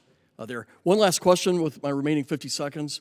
We're burning through SM-6s and SM-2s, like the first day of the war is probably 2 or 3 months worth of production. How do we get to the point? Well, we're going to have to do something different here where we're doubling production lines. Do we have a plan? Congressman, yes, we do. We're looking at even just to recertify these munitions. Like, for example, the Tomahawk.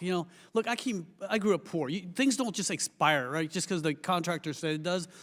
Bread, you rub some water in it, microwave 15 seconds, it's ready to eat. So likewise, we were able to recertify hundreds of Tomahawk missiles to launch out there from Class Echo and Foxtrot to November. It's likewise with recertification of the Standard missiles. That's what we did, sir.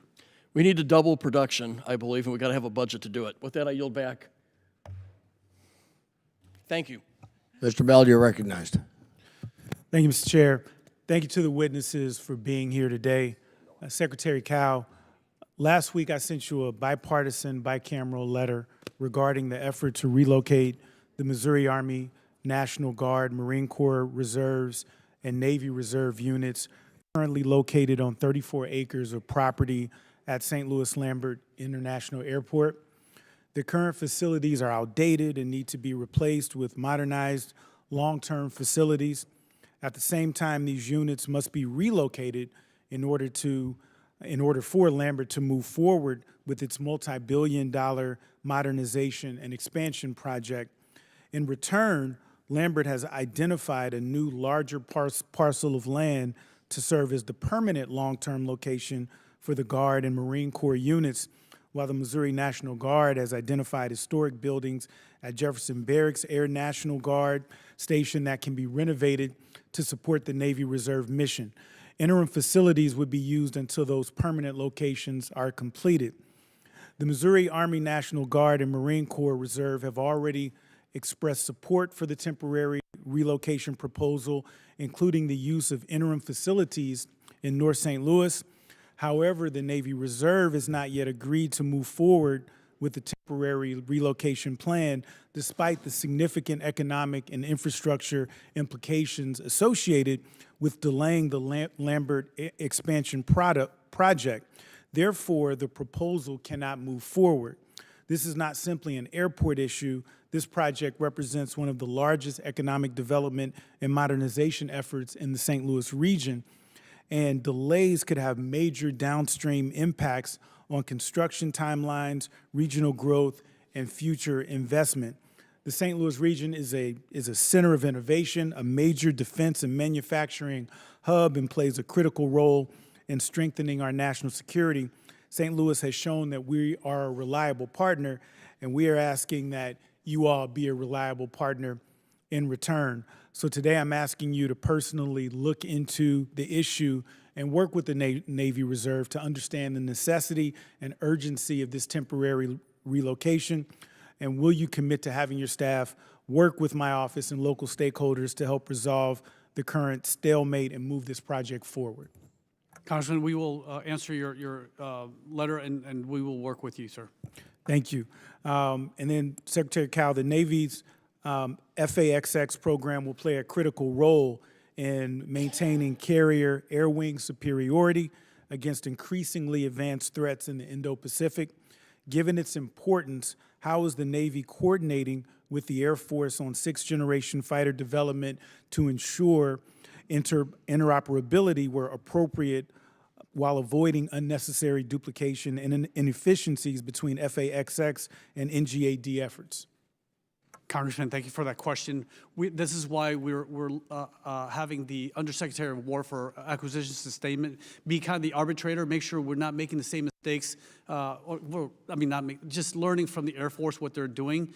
And by the end of the summer, we will have a down select for the FAXX so that we move forward. Again, learning from the Air Force, we will be able to accelerate and move that program out further. Again, Carry Air Wing, if you saw in Epic Fury and Absolute Resolve, that's the best way to get firepower downrange quickly. And the F-35 has done amazingly well, but we need a sixth-generation aircraft to thwart the next threat, sir. Thank you. I yield back. Mr. Higgins, you're recognized for 5 minutes. Thank you, Mr. Chairman. Secretary Cowell, much of the discussion around maritime industrial base focuses on major shipyards, but smaller regional shipbuilders are critical to meeting Navy demands. I think we can agree with that statement, and in the interest of time, can I humbly request a meeting, sir, with your senior staff in June, directly with your office regarding small shipyards in Louisiana? Absolutely, sir. I'll be there. Thank you, sir. I look forward to that meeting and our staffs working together. Admiral, Joint Reserve Base New Orleans plays a critical role and remains strategically important installation for both homeland defense and global force projection. I'm sure we agree. And they provide aggressor aircraft that prepare our combat aviators to succeed in forward theaters. Louisiana's reserve units have consistently delivered for the Navy and delivered operational capability at a high level, but aging platforms are creating increased sustainment and mission capability challenges. That statement is something I'm quite certain you're 100% in agreement with.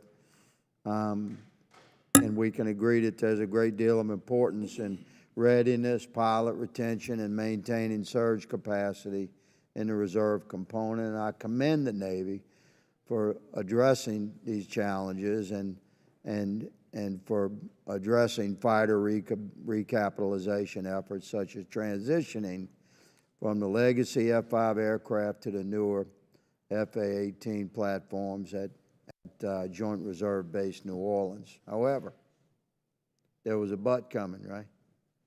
However, it's reported that necessary simulators and maintenance contracts will not arrive in time to support the transition. Can you speak to that? What's the Navy doing? What can we do to help? Is there anything I'm not doing as a Louisiana representative? Please speak to that. So there's nothing more frustrating than to get a capability and not be able to train on it before you try to field it and make sure that pilots are ready to go and they've got the simulators and tubs, as we call them, that we're ready to actually do that. So let me take that for action to understand where we are in fielding that there and what the requirement is and if it's behind, why, and get back to you on what we're going to do to shore that up. Yeah, I would look forward to that communication. Can I humbly ask you as well, sir, for a senior staff meeting with my staff for an update on that within the next 3 or 4 weeks? Of course. Yes, sir. Thank you very much. Gentlemen, for all of you, let me say that it's a lot of money, and it's the people's treasure, and we're going to watch it very carefully, but we want to invest in this era of development of an indomitable military.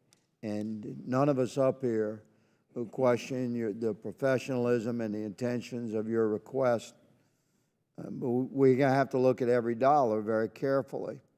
I'm sure you concur. I'm going to address pilot shortages for just a moment. My dad, I think, is one of the most concerning sort of internal threats that we face to our readiness and capability and our ability to project force. my dad was a Navy pilot in World War II. And it was fascinating to be his son. I can tell you, I ended up joining the Army. Maybe so that would have one interest in football weekend per year. But the challenges that the Navy and the Marine Corps face across the spectrum, just pilot retention and qualified pilots staying in uniform. I commend what's being done, but I ask, is the Navy and the Marine Corps addressing the culture within the pilot realm that pulls these guys out, where they leave the uniform of the United States Navy or Marine Corps and put on a uniform of Delta or United? Well, sir, I can tell you that we're in a pretty good place on our pilot retention. We're paying them a pretty handsome bonus to stay, and they want to be Marines. They signed up to fly tactical aircraft.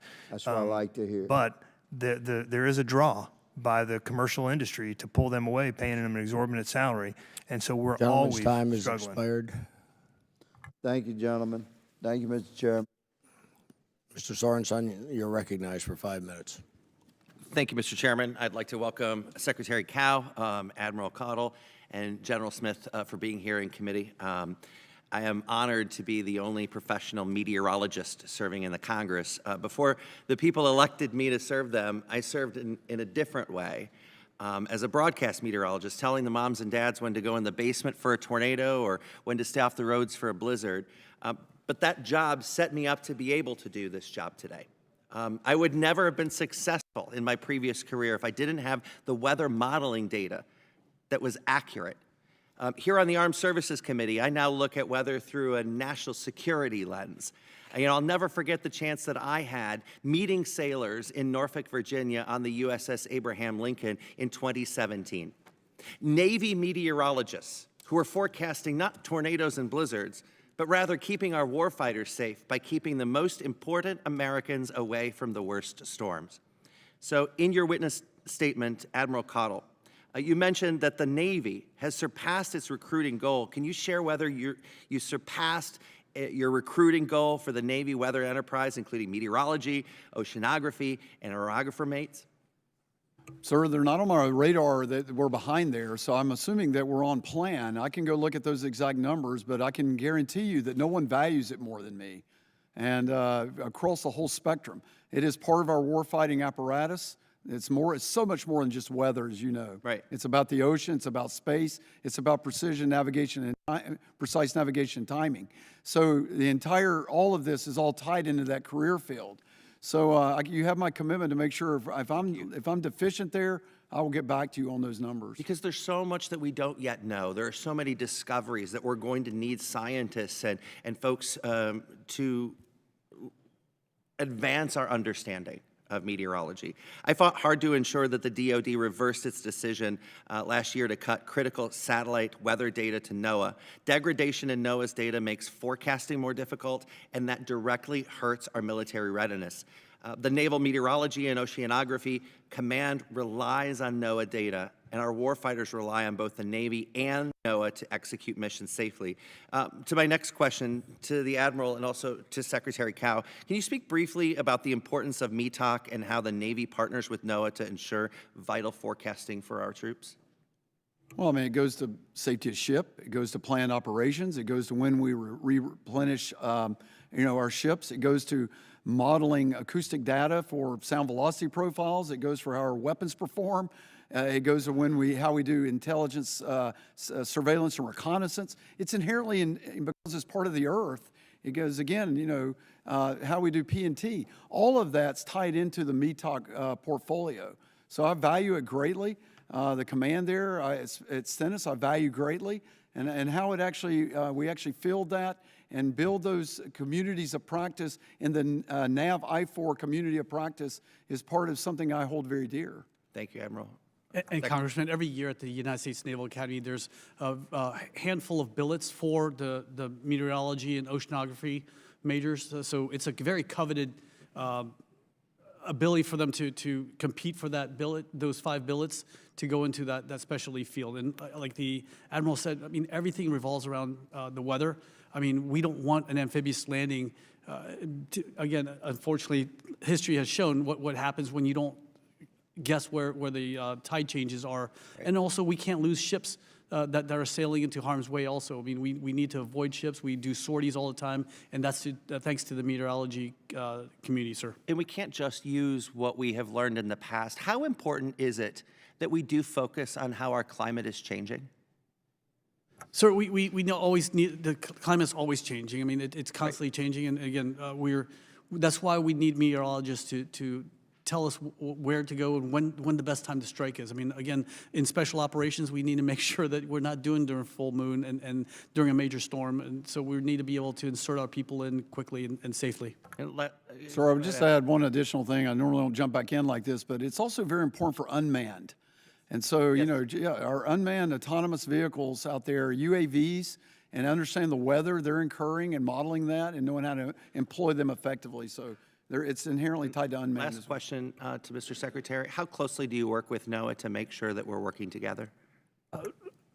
As of right now, sir, I can't answer that question, but I know in the past I've worked very closely with NOAA for everything from searching from the bottom of the ocean for like John F. Kennedy Jr. and his wife. And The gentleman's time I'd love to be has part of that expired. partnership. Yes, sir. Thank you, Mr. Mr. Chairman. Davis, you're recognized for 5 minutes.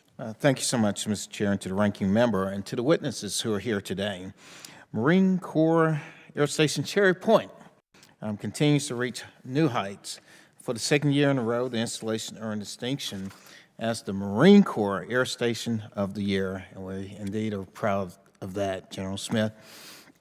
Given the 2026 aviation plan rollout, can you confirm that the Marine Corps intends to keep all 6 F-35 Lightning II squadrons whole at Cherry Point?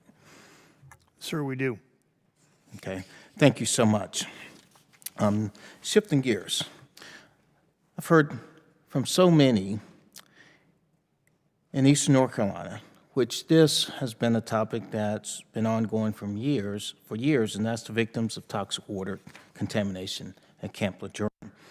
I've continued to hear from families.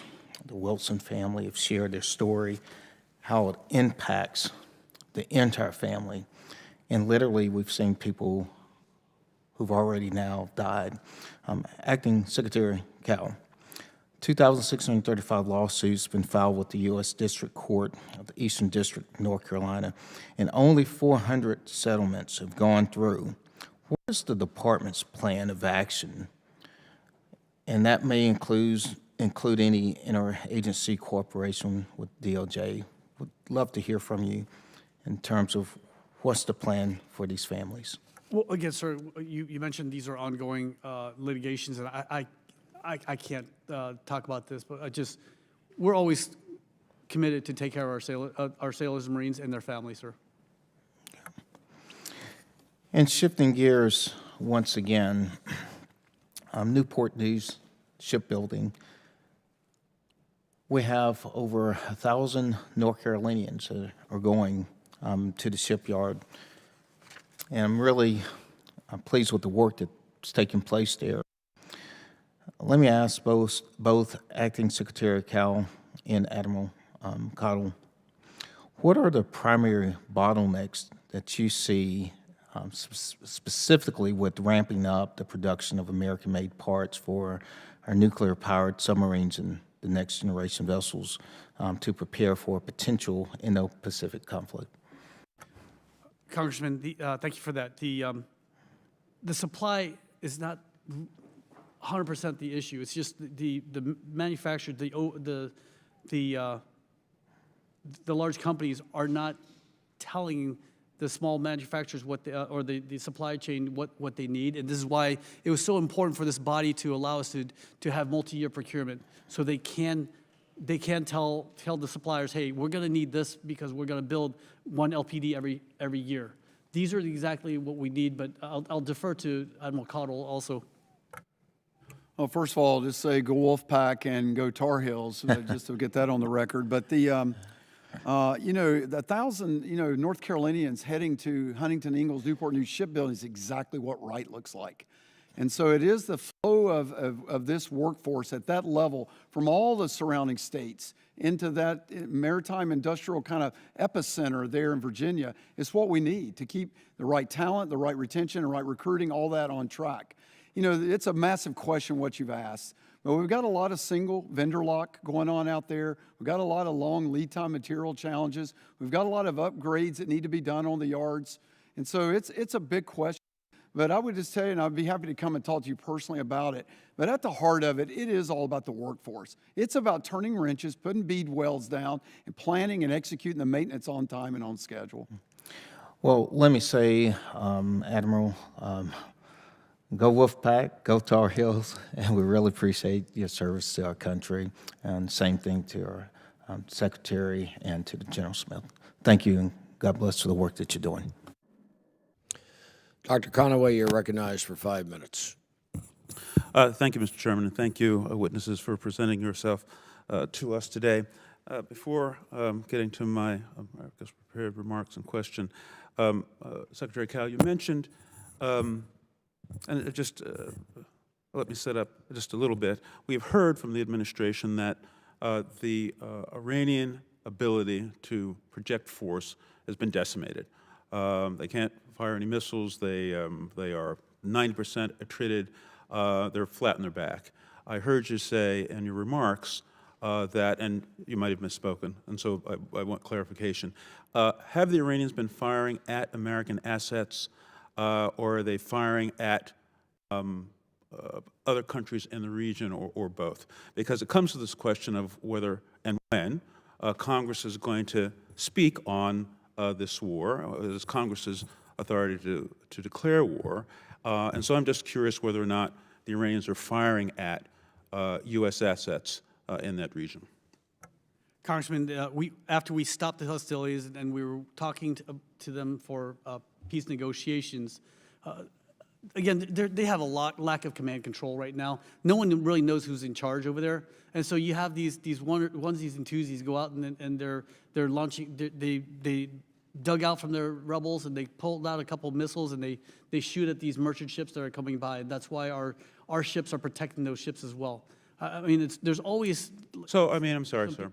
Are they firing at American US firing assets at or not? Because that sounds very much like a warlike activity, and the Congress has yet to speak to the American people on the question of whether or not we ought to be at war. So I'm just curious what's happening with respect to our assets in the region of operation. They're shooting at merchant ships, sir. Okay. Let me move on to other remarks I want to make in a question. The United States continues to exist within a global economy where global supply chains, international trade, and manufacturing are all interconnected. This reality is directly tied to U.S. naval shipbuilding initiatives outlined in both the FY27 naval budget and the U.S. Navy shipbuilding plan. Specifically, the U.S. Navy shipbuilding plan released in May 2026 emphasizes the need to revitalize our industrial base in order to comply with the President's executive order. The U.S. manufacturing base has holistically been in decline since 1979, and both military and commercial shipbuilding have declined alongside it. This long-term erosion, compounded by the administration's cuts to the Department of Labor and the Department of Education, has weakened the domestic workforce and reduced access to critical education and training pipelines. Specifically, the President's budget proposal would cut the Department of Labor's funding by nearly 26%, eliminating vital programs such as Job Corps and the Office of Federal Contract Compliance Programs. As stated in a 2025 article by the Center for Strategic and International Studies, the United States shipbuilding enterprise has struggled to stay abreast of best practices in shipbuilding in recent decades, and in no small part because of the small size of the U.S. commercial shipbuilding base, which tends to be where innovation arises in the sector worldwide. A lack of domestic manufacturing initiatives coupled with the Trump administration's reckless use of tariffs has cultivated a manufacturing environment that is both disproportionate to the size and cost. Secretary Caudle, in the new U.S. shipbuilding plan, your forward emphasizes the need to revitalize the American industrial base.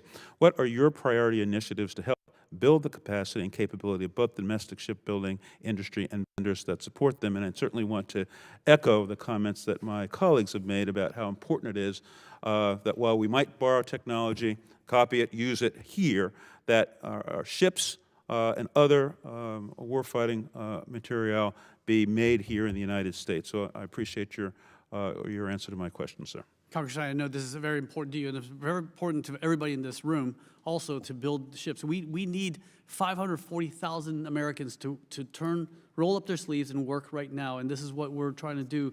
And you allowing us to do multi-year procurement allows that. It allows for industry to say, okay, this is what we're going to do for the next 7 years. And that's why I want to thank the Congress for allowing us to do that, and these are levers we need to pull in order to get shipbuilding going, sir. Yes, and thank you for that. Admiral Caudle, how does the U.S. Navy intend to increase civilian workforce development and retention in a sector that has been steadily declining for the last 45 years? We heard from CEOs that there are some, I think, pilot programs that are designed to help bring in a workforce that's going to be specifically The gentleman's time is expired. Oh, gosh, I'm right through it. But anyway, I'll leave it at that. Thank you. Thank you, Mr. Chairman. Okay. It's been 3+ hours. Congratulations to all of you. I've got a couple of thoughts, a couple of questions, and then we're going to be on our way because we all have very important things to do, but nothing more important than what we're doing here in this committee room. This is not Democrat or Republican. This is about Democrats and Republicans working together on armed services to get the right results for the national defense. So I want to throw one acronym out at you, ATM. Money is not endless in an ATM, but in this particular instance, it stands for all things maritime. As we've listened over the last 3 hours to everybody make their statements, your responses, they have been thoughtful, but we still have to focus on all things maritime and get that broader base, whether it's the industrial base, whether it's the military ability to plan, project, and implement, all of these things work together. So ATM, just remember, all things maritime, but money is not unlimited, and time is finite too. Okay, so no horse is too dead to beat, right?